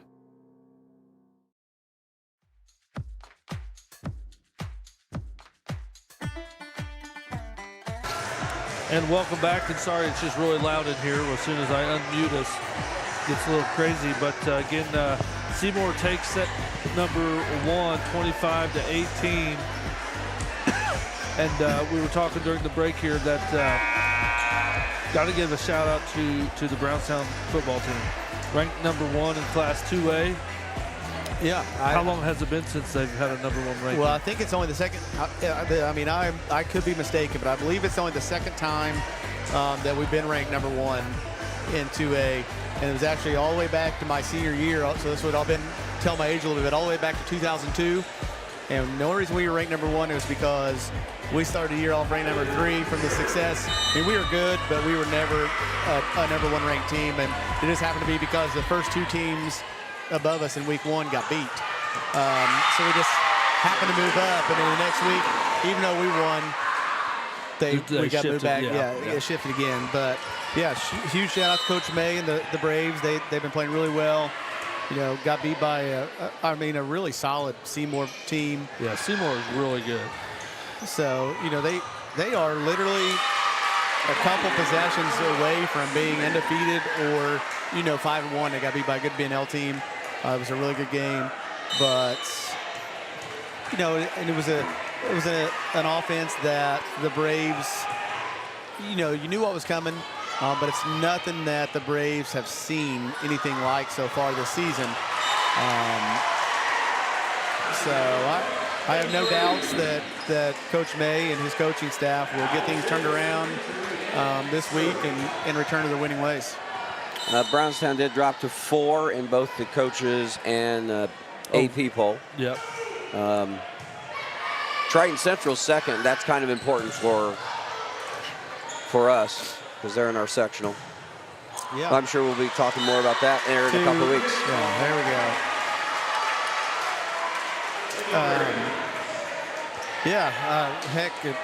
I think the week before, Cecina was ranked 1, we were ranked 2, and Triton Central was ranked 5. I know Cecina got beat by, I believe it was Heritage Christian, and dropped. So that was a throw. I am telling you what, Heritage Christian is 5 in both polls. That has to be borderline throw for sure. I am not I played a lot of volleyball, not a volleyball expert by any means. Long there. Now that one was different. That was a similar, but that was as much as shade down here is. Okay, so that's we're getting help over here. That's a good thing because Coach Shea definitely an expert, and if she's won a throw, then I'm going to guess it probably is a throw.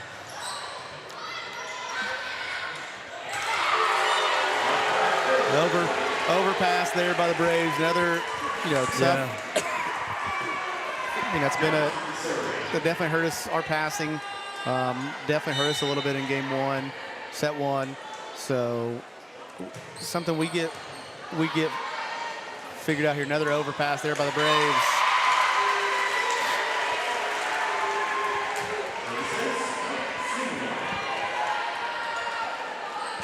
And when you're playing volleyball and you get an overpass, that's when your eyes light up, because that's when you know. Hard hit there off the shoulder. Maybe. Yeah, I think it was the shoulder. Finley trying to get a dump there. We talked about learn how to fall. That was almost a split there by Kinsey. Well, she tried to kick it. She tried to kick it, yeah. But that's legal, right? It is. That's legal. Yeah, definitely an unorthodox landing or splits there.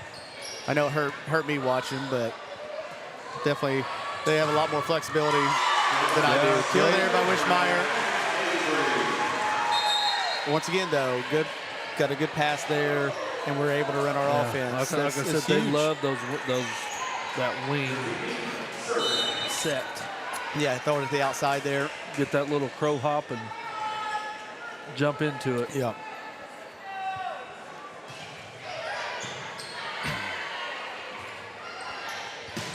Out. Long? Yeah, tackles it long.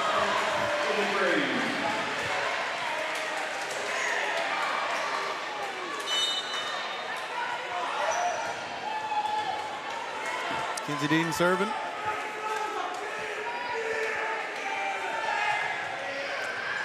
And her serve is long. We talked a lot about momentum. To me, though, and I may have said this earlier during the JV game, but you get a little bit of momentum going your way, and then you miss a serve, and just like kind of the air goes out of your sails, so to speak. Off the block. Off the block again.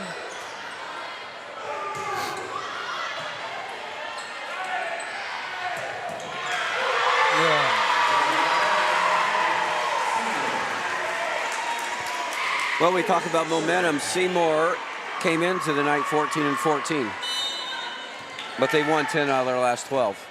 So they're playing with confidence. I think it's showing right now. Oh, for sure.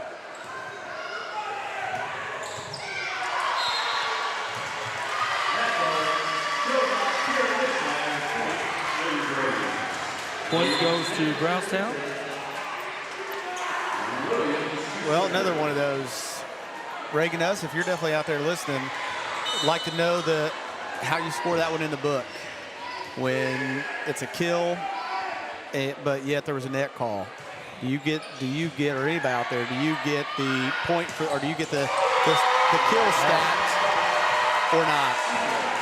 That one was just on the line.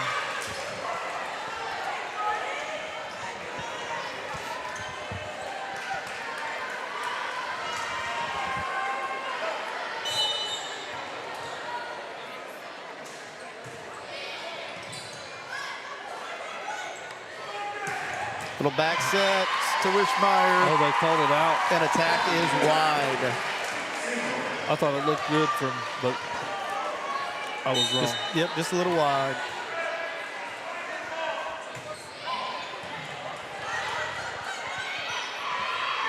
Right over the block. Direction, yep.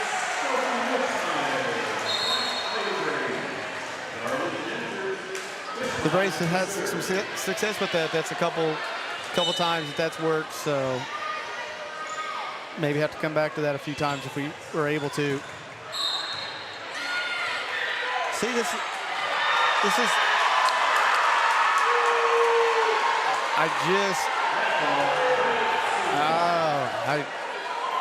I mean, I am right here on the net, or we are right here on the net, and I definitely did not see anybody in the net there.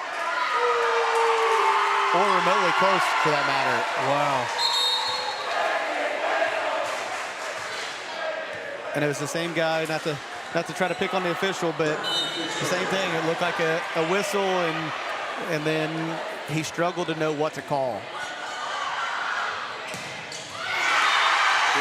We call that probably anticipated something happening that didn't happen. And that could be. Yeah. And you do that. Like, I've been there. You're refereeing, especially on a transition or on a fast break, and you're there and you stop to see what happens, and you kind of anticipate that foul call, and nope, it ended up happening. You blew your whistle, and so.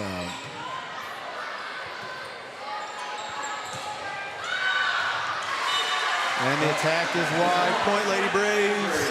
You know, it feels like Seymour should be up a lot more in this game than they are.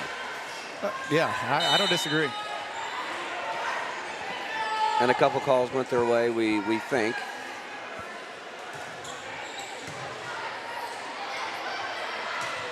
This is where I think the Lady Braves need to this rotation for the Owls to try to roll off 3 or 4 points in a row.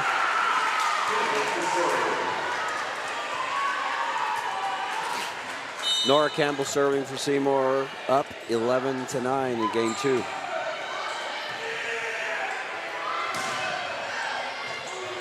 Big swing there, but off the hands of the blocker. Great location. Caught us cheating. Caught us cheating in, and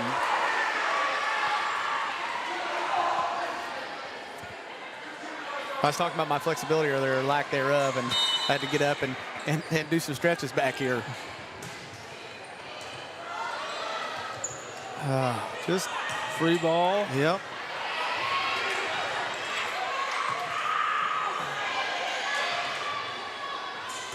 Darledge off the Off block. the block. Wow, what a play. Got to use it right here, girls. Off the block, and we are the beneficiary of a net call that time. Yeah, he was.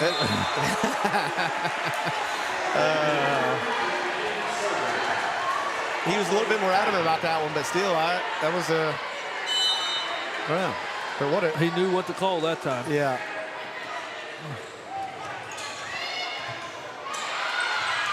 Out. A wide set there, and Fish had nothing to really do. Nowhere to go, yeah. Yep. And her attempt was wide.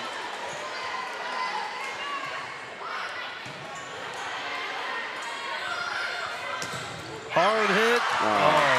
Off the block. Off the block, wide there by Those Dean. are just tough calls. I mean, you know, it's just great defense, but just same thing as earlier. Your hands, just trying to get them turned at the correct angle. If you're out wide and they're hit off your hands, I mean, a lot of times you do that intentionally. You'll hit them off people's hands to go the wrong direction.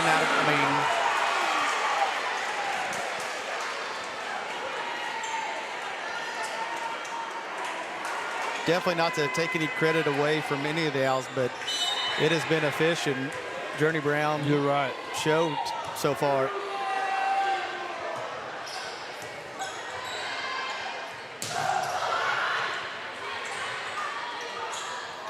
That was a long attempt for a dump there.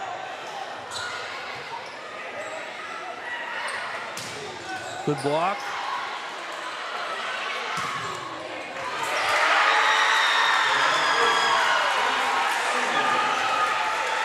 And Coach Shade going to get the girls together to regroup here and try to make a push. We'll take a timeout with them. We'll be right back.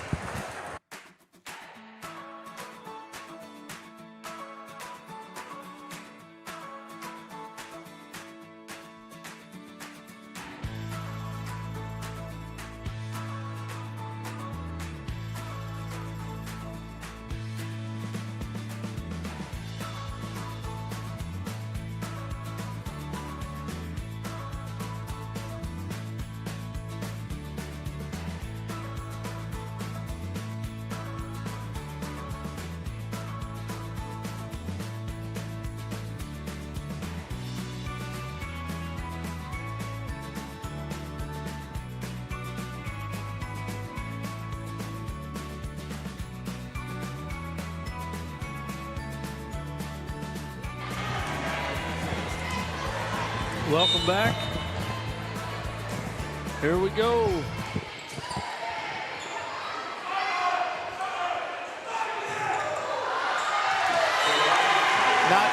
Of course, not to state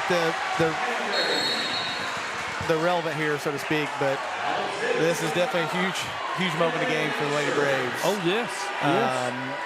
You know, cannot let this one slip away to get to that 6 or 7 point mark. We've got to stay close right here and kind of echo Coach Shade's words in our interview. You know, stay close those first, 10 points to the 10-point mark, and then hopefully persevere here, but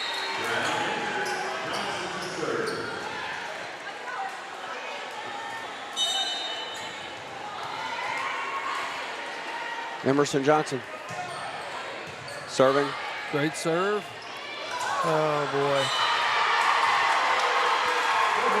And we're going to get another timeout. Definitely a communication, not knowing the whatever, play they might have been running there, so to speak. I don't think volleyball necessarily always calls them plays, but just definitely to set it to the wrong girl there, the attacker. I don't know. Yeah. But again, want to thank everybody for tuning in. Hit that share button. Hit that subscribe button. If you are interested in becoming a sponsor, please contact us. Or if you do wish to be a part of this financially, hit that join button. Love to have you a member of our community here on YouTube.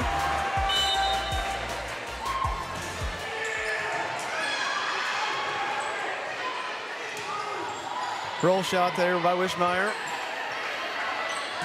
Hard hit off the block. We have no answer right now for Anna Fish on the outside.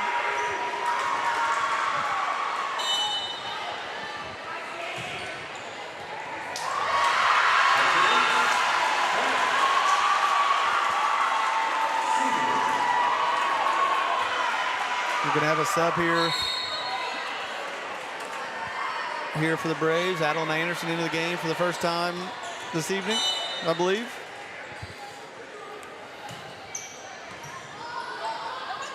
Somebody's got to go get that.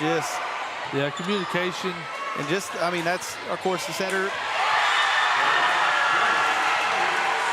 Setter definitely the second ball. I thought a little slow getting there.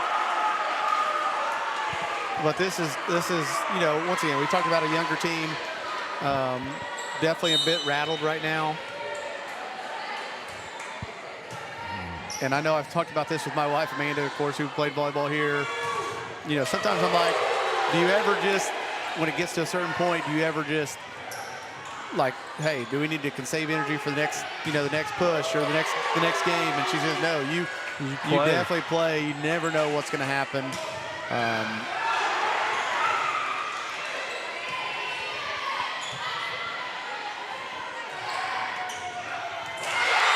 Roll shot there by Brown over the block. But, that's the interesting, one of the cool parts about volleyball is it's almost, you have quarters in your other sports, but volleyball just being different with the different sets. You get 5 sets, so, all of a sudden 2 sets really don't go your way. You figure something out, and you've got 3 more to win. And there's that throw again. Yep.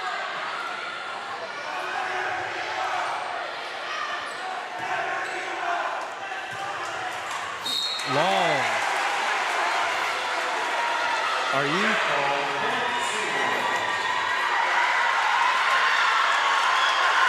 Oh, wow. Net call there as well, and definitely.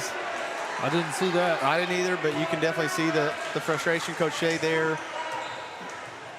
Probably a little twofold there. One with a little bit of her team, 2 with officiating.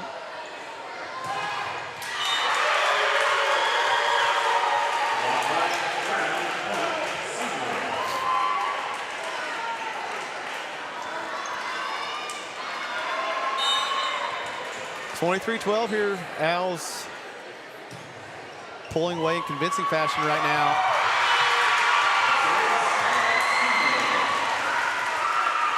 And set point for the Owls.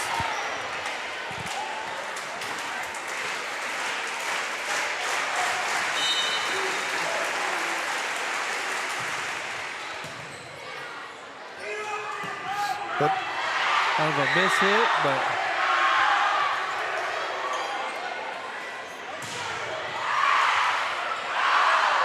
ooh.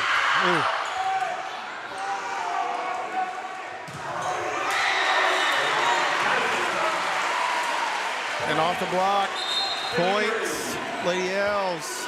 yeah, the Braves coaching staff Yep. wanted a net violation there. Did we end up getting it? Nope. Or is the, Nope. the block was just wide?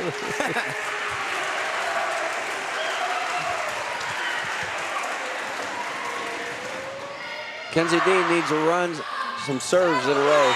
I like that. That was not. That's one. Got to do it one at a time. And the Owls wanted a net call there. I thought that was the ball, but yeah, and that's what the official was telling her as well, that the ball hit the top of the net and made the net move.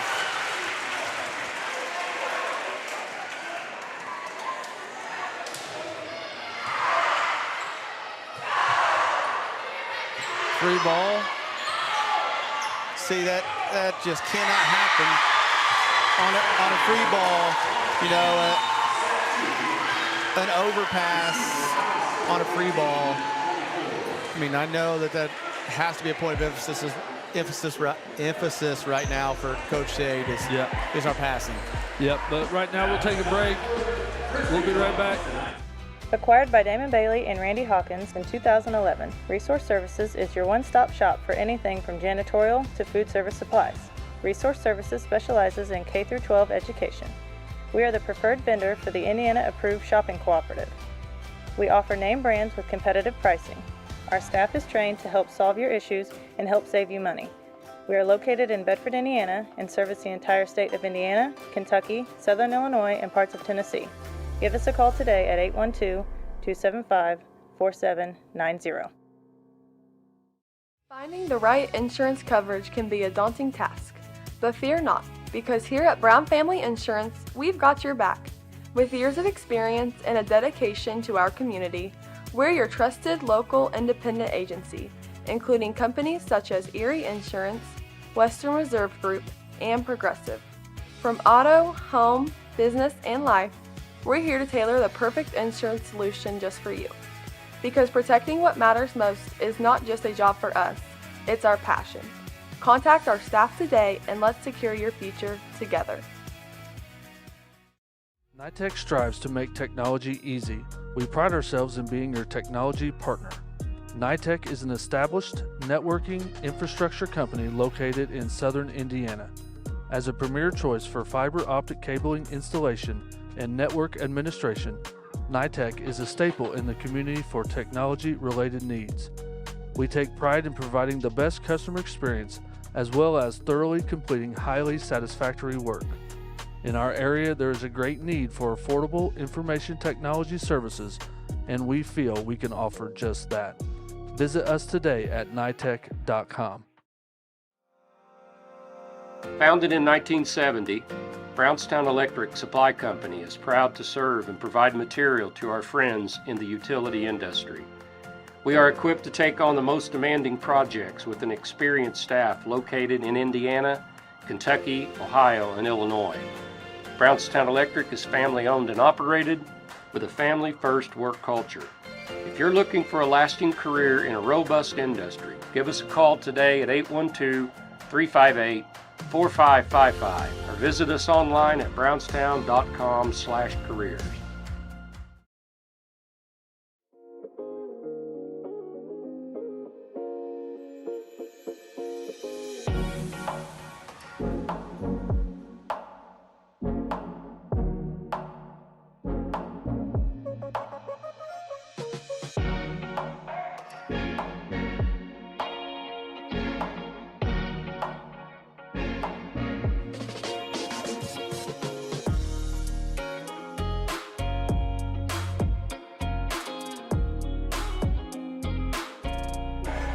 And welcome back here to Brownstown Central High School for B-Town Live.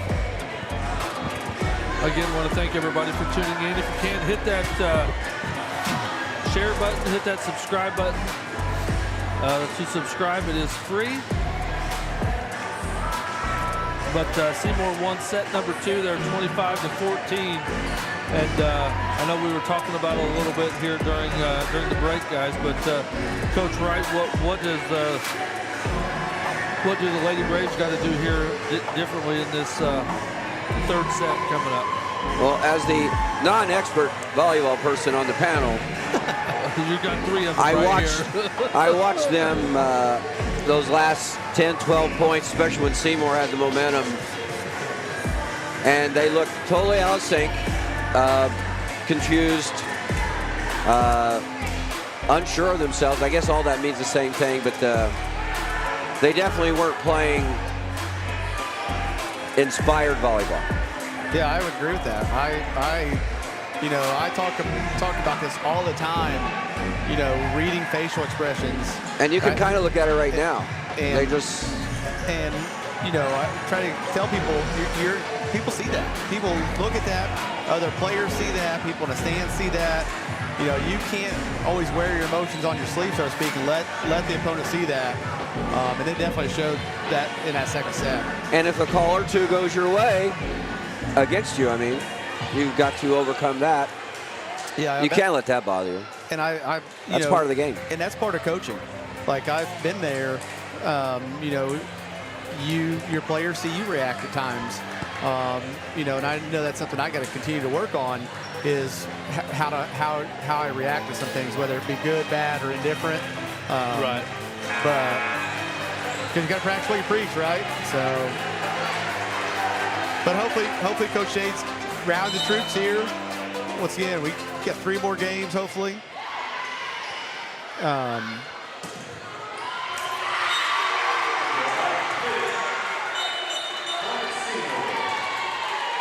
And if you're Seymour, you want to come out and put them away quick. Exactly. Yeah, you don't want to. You don't want to give up any momentum right here.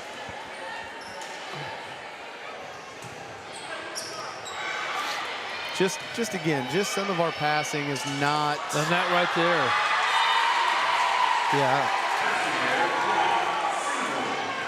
I know Coach Shade, and we've talked about how young we are, but we're, 2 weeks away from sectional. We've had a summer. Yeah, 2 or 3. And this is same thing.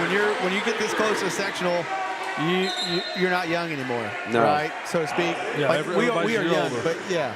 And I know we always talked about that in football, preached in basketball when I played. Same thing. Coaches, by this time you're no longer freshmen, you're sophomores. Sophomores or juniors, so to speak. You're experienced. Long.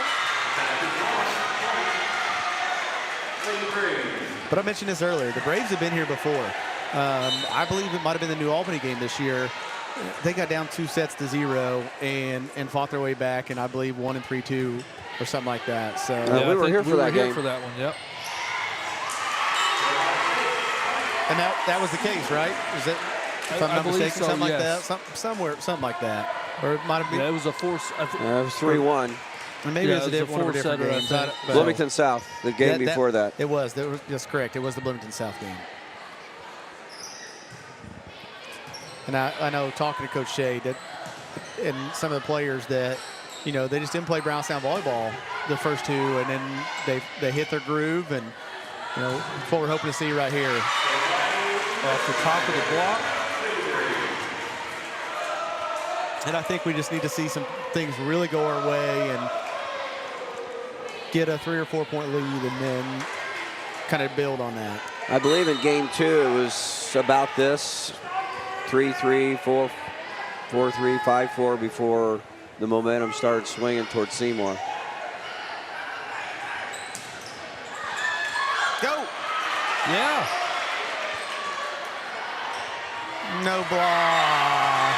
There's that open spot. Open on the tip. That's got to get covered up there. So was that good execution by Seymour or bad execution by Brownstown Just Central? great court vision. I mean, really, yeah, right? and hit it. Once again, what I talked about, hit them where they're not, but that's got to be covered. You got two girls block going to block right there. That girl, her job is to cover the tip, and she just wasn't there. She was a little bit late. That was a rare unforced error. We haven't seen that from Seymour, and not very often. And Derringer in for the Lady Braves, and Caitlin Williams in as well to serve. And that, Brownstown's unique. They do run, I believe, what's called I believe it's a 5-2, where they utilize two different girls as setters. So Caitlin Williams comes in and sets from the back row. I'm not sure that went over the net. Yeah, that was a close one. Those are the ones sometimes are the hard to call. If it's what we call a tape block where it doesn't get over, or an actual block.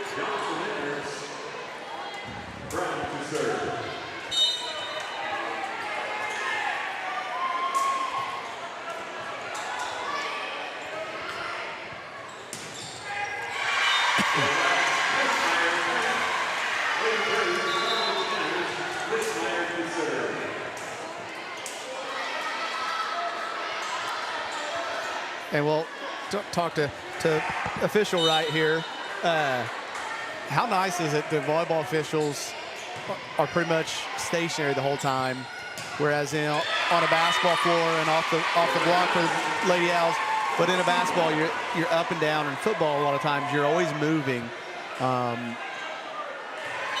Would it be nice to have like 6 officials in basketball, 3 on one side, 3 on the other, where you wouldn't have to move? Isn't that what they do in Iowa? Is it really? No, they play girls basketball. I'm not sure they do it anymore, like 3 on one court, 1 on the other. No, they stopped that like 5 years ago. Did they? I think, yeah. What was it, 3 on 3?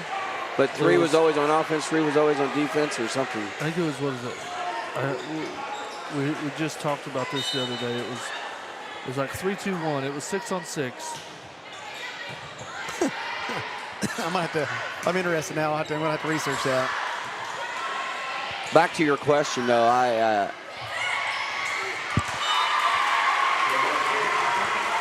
think you could lose your focus if you're not moving either. I don't know. Haven't done it. Refereeing volleyball does not interest me. Oh. See, I did that in college. That was part of my time. I was thankful I didn't have to put myself through college, but that was my job. I officiated everything under the sun: volleyball, basketball, flag football. Well, probably the only thing I didn't officiate was soccer, and they got me into it once, and I said I have no clue what's going on, and that's probably my interest of not being able to do volleyball. I'm just not confident enough or know much about it on that side of it.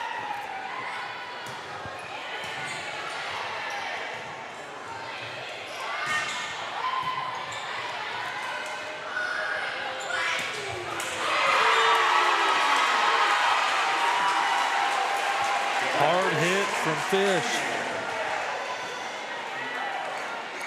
I will say, like all of our other sports, just a little shout out there. We are hurting for officials, and I'm sure volleyball is one of them.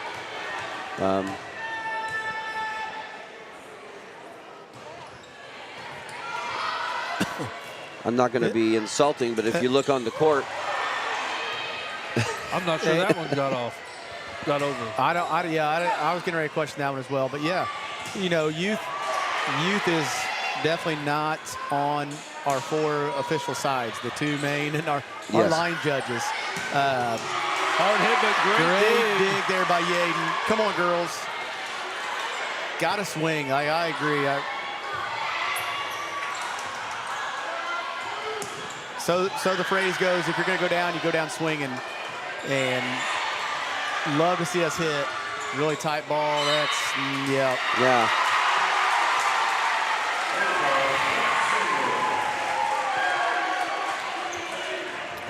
But I know, Brownstown, adding a lot of new classes. We got a construction class. We got a class that works on race cars now. Robotics has been last few. Yeah, we got a drone class now. You're getting a CDL class. We're getting a CDL class. going to have an officiating class, the new officiating class for the first time this year as well. I think it starts next trimester.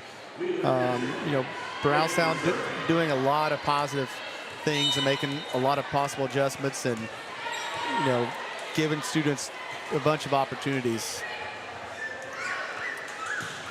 There you go. Great swing. Great spot.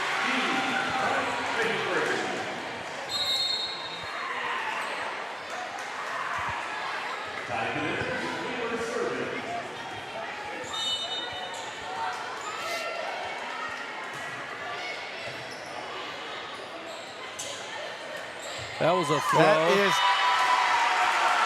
That has got to be a throw. That is not an illegal move. Attack in volleyball.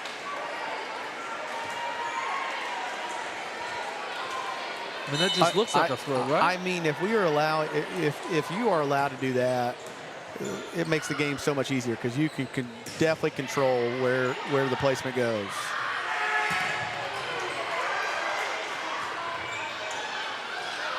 What was it the very first couple plays in the JV game that we saw that we questioned?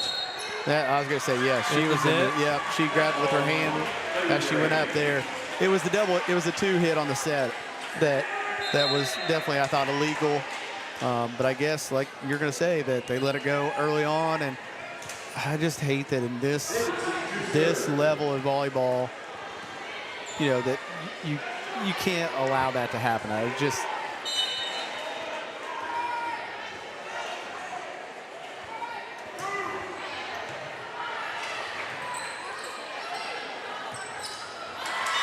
Not that you should allow it to happen any, but we're getting close to the tournament. I mean, it's not fair for either team. Right. For sure.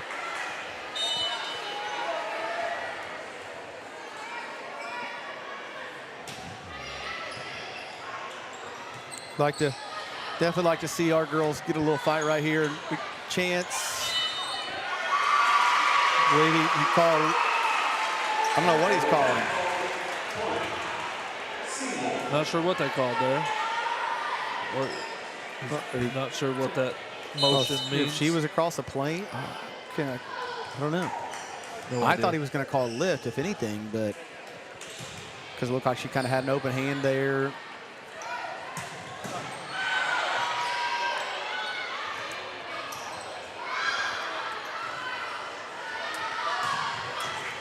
Good dig by Seymour.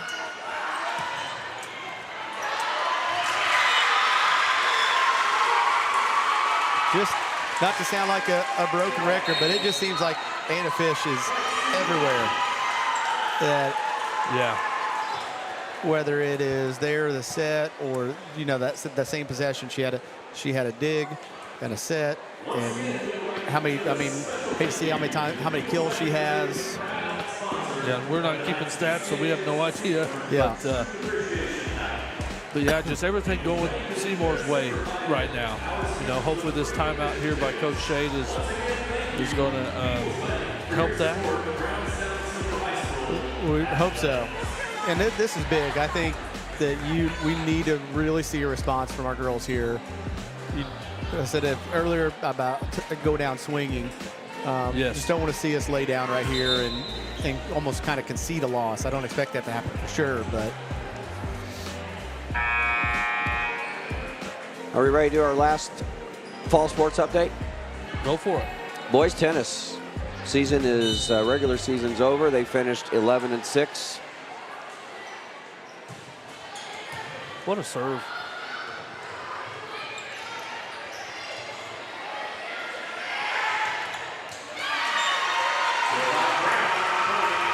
Kill by Journey Brown. The sectional starts tomorrow, Thursday. They will play the winner of Bedford North Lawrence and Trinity Lutheran. It's a 5-teamer, so they got the bye. So is that a new? I'm not for sure. Is that a new sectional alignment this year for them? I think so, because I think when I was over west of here, Bedford North Lawrence played at Bloomington. Well, the only reason I was asking is because I was talking to our number 2 singles player, Pearson Wheeler, Saturday evening at the famous Jackson 100 here in Brownstown, the dirt track race. Speaking with him for a little while there, and I was just asking about the sectional, and he had mentioned Scottsburg. He was actually, they were kind of, talking about matchups, and he was hoping that Scottsburg kind of got paired up with Seymour early on because Scottsburg almost beat Seymour, I think. So then I saw the bracket, and I'm like, there's no Scottsburg in there. So that kind of was confusing to me. Hard hit, Well, great hard hit. She's crossed the net. Yeah, Yes, she was. But a great dig there, great swing. And sometimes, I'm going to let you finish, but like baseball, we were talking about baseball this weekend at a tournament, you can hit the ball hard line drives and hit it right to somebody sometimes. And same thing in volleyball. So just great swing, and somebody makes a great play against you. Just happens. I think the conversation came up when we were talking about that famous quote, hit them where they ain't. You can go 0 for 4, hit the ball hard. And have nothing to show. And nothing to show, and have some luck go your way and go 3 for 4 the next time just because you flared it into, mishit it, and hit it where they ain't. Yeah. That's right. Hit it where they ain't. Bushmeyer, good location. Which was a good spot there. The tennis team won the Scottsburg 8-teamer and one Brown County 4-team event. So they had 2 tournament titles. So it'd be nice if they could get a third this week. Pearson Wheeler, 22-0. However, I guess he's won 38 straight matches going back to last year. It's impressive. That is. Lane Stewart, who's at number 3, is 19-1 also. So if you're kind of guaranteed 2 wins almost every time you walk out, you just need a third. Good little. And there she is again. And I believe they beat Trinity and Bedford North Lawrence this year already. So if they can get to the finals, you got a shot. Yeah, I think one of their losses might have been to Seymour early on.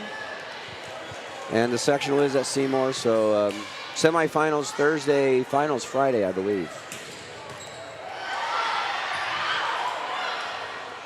And those are the things that when it's going right, it's going right. I mean, I don't know if our video does that one justice, but that was just a one-arm.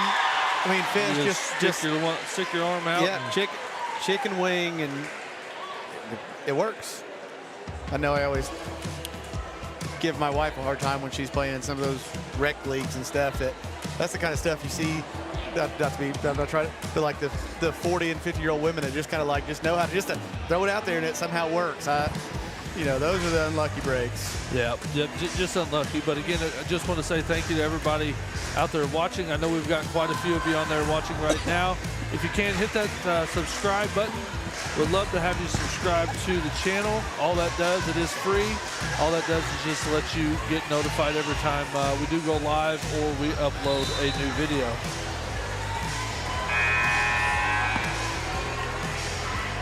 (19-11). Once again, the Seymour Owls won set 1 and set 2. And right now up in set 3. Great execution there. But once again, great timeout, great execution, but it all started with a pass. Yep. It was a perfect pass to our setter. She delivers a great set, and we get a kill. You asked me between the 2 games, our demeanor right now is 180 compared to where it was at the end of game 2. They look interested. They got a little fight in them. Yeah. Same thing. We're talking about hand placement. You just got to see those hands come a little bit more forward right there. Yep. And get the ball to go down instead of straight where it goes harder off your hands. I'm sure, again, that's easier said than done. Oh, for sure, yeah. Service error. Keeping your eyes open and all that, it all goes in there. It's yeah.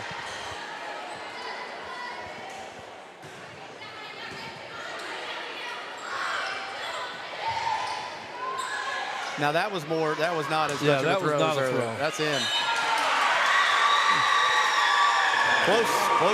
It was close.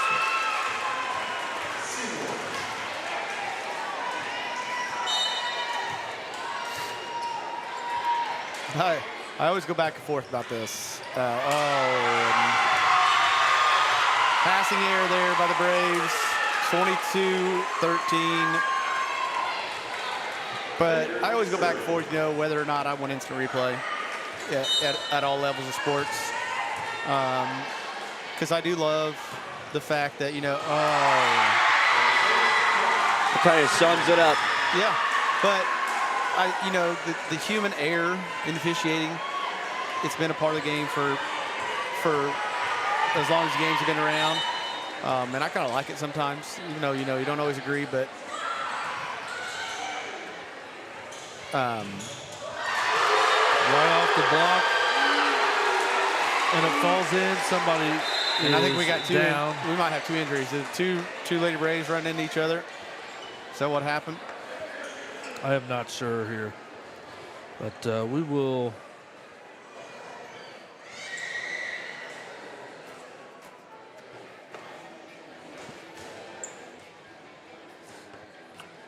Hopefully everything is okay down there, but as Seymour will have the serve for the game. Yeah, and serve for the game. Set, yeah, match point. Everything.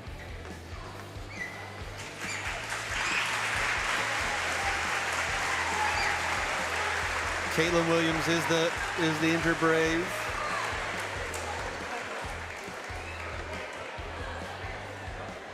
Hopefully, definitely one of those. Nothing serious. Hopefully, one of those ones that look like it kind of look like an ankle. Yeah. Kind of, it hurts. But hopefully, nothing that is going to keep her out for any extensive amount of time. But anyway, back to replay. But tennis, it's great watching. I love watching, the Grand Slam. And another passing error by the Braves. And, the excitement that you see in the Owls, getting a huge win for their team. And then kind of keep what Mike said earlier, that momentum they've won 14 out of the last 16 or something like that. 13 out of 15 now. 13 out of 15 now. Definitely riding that momentum. And the jubilation in them is what you want to see out of a winning team. Sure, yeah. They're excited. Really good team. Yeah, played really well. Played really well. I'm not gonna had a lot of things go their way tonight, which is that's part of it. Yeah, that's right. I'm not gonna take anything away. I'm not gonna take anything away from them at all. Like I don't think that the Lady Braves definitely played to their caliber that I've seen them play a few games already this season, 3 or 4 games now that I've seen them. This game 5 or 6. But the Owls were ready to play. Yeah. And they executed just like you as a coach, you hope your team does. And they did. They performed at a high level tonight. They're gonna continue to win some volleyball games for sure. They have Bedford, North Lawrence, and Bloomington South left on their schedule before sectional. But again, hey, we're going to take a short break. We'll come back with our best goal player of the game, and then we'll wrap it up. Everybody, stick around. Founded in 1970, Brownstown Electric Supply Company is proud to serve and provide material to our friends in the utility industry. We are equipped to take on the most demanding projects with an experienced staff located in Indiana, Kentucky, Ohio, and Illinois. Brownstown Electric is family-owned and operated with a family-first work culture. If you're looking for a lasting career in a robust industry, give us a call today at 812-358-4555 or visit us online at brownstown.com/careers. And welcome back here to Brownstown Central High School and our best goal player of the game. This will be our first one of the year, and the best player on the floor tonight was wearing a Seymour Owl jersey, and there is no doubt that tonight. And a fish. Yeah. I definitely would like to see it be a Brave, but just if you watch the game at home, she was definitely clear-cut the best player on the floor, and she did everything. Yeah, she served great. Served great. Digs, set balls, but where she definitely was shining was on the kills. She was just everywhere. Yeah. But any final thoughts here, gentlemen, as we wrap this one up? Well, if I'm looking at the schedule, we got to just forget about this, see how Caitlin's doing. We got 3 matches left, all conference matches. They're all next week. And, of course, focus on the sectional coming up. The sectional draw Sunday night, right? Sunday night. Sunday night. It's at Henryville. I had it written down. Paoli, Austin, Paoli, Mitchell are the 20-plus wins team, and Henryville, Eastern Pekin, Clarksville, and Austin. We're 3-0 against the field that we played, but yeah, it's a new season. But you talk about forgetting about this one. I don't get. It's a rivalry game. It's school is 10 miles down the road, but I preach this to my girls, and I'll echo it now. It's just another game. Yep. It really is. It goes down in the win-loss column as a win or loss. But you said forget about it, but the coach in me, you don't forget about it. You learn. You get kind of do. Yeah, you got to put it out of your memory. But you want to go, and I'm sure they'll probably watch a little bit of this film and really learn some of the areas that they need to get better from. And to once again echo what Coach Shea was talking about in her schedule, you play teams like this to get ready for that postseason and to learn, those bigger schools, to learn, hey, where can we get just a little bit of an edge? Right. And I think they'll go back and figure some things out. This definitely won't. I don't think affect our girls. Yeah, for sure. And I think our girls definitely respond. 3 sectional games, definitely. I know 3 winnable games for sure. So. Well, second place in the conference is what they're playing for next week. We play Scottsburg Monday night. Both teams have 1 loss in the conference. North Harrison, we play Tuesday night. They've got 2 losses in the conference, and we finish up with Salem at home Thursday night. So they got some important games. For sure. And now they're even more important based on what we saw tonight. Agreed. You want to get this bad taste out of your mouth. Unfortunately, it's Tuesday, and they don't play till Monday. So, yeah. Which maybe that is. They got things to work on. Got things to work on. Things to work on, and give Caitlin some chance to heal up. Hopefully. And even maybe that. I mean, the girls. I don't know, Coach Shea, but this is probably one of those times that you look for a time to give your girls off, just to give them a little bit of rest, so to speak. And maybe this week will be good. Clear their mind, like you said, and also just get some rest and then work on some things. Yep, I agree. Well, guys, let's end it there.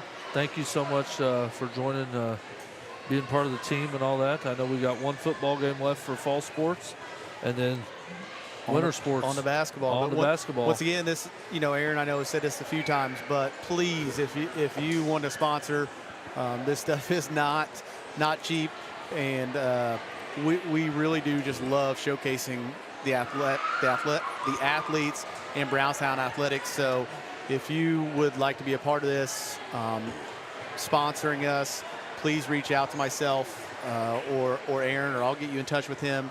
And also subscribe, get our view. We love to have our viewers list grow. So that's right. Please don't hesitate. Thank you, guys. Yeah, thank you very much. Everybody have a great week. We'll see you October 6th for Brownstown football. Live your life within the moment, and don't go wait until the morning. You never know when it is over. All that I know is we'll get older. So let us dance this night away.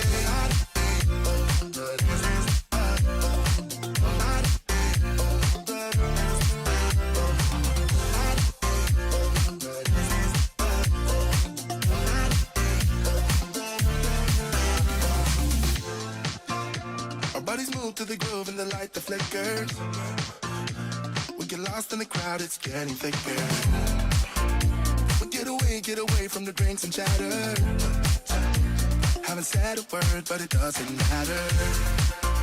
Feel the air get thinner. I'm standing in a blurry dream. No one else can see us.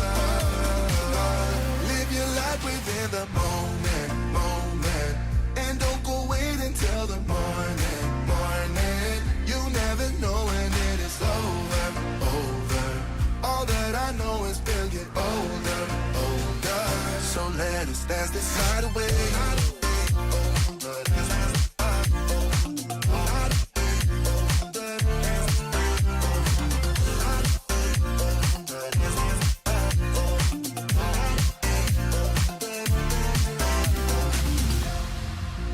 Feel the air get thinner.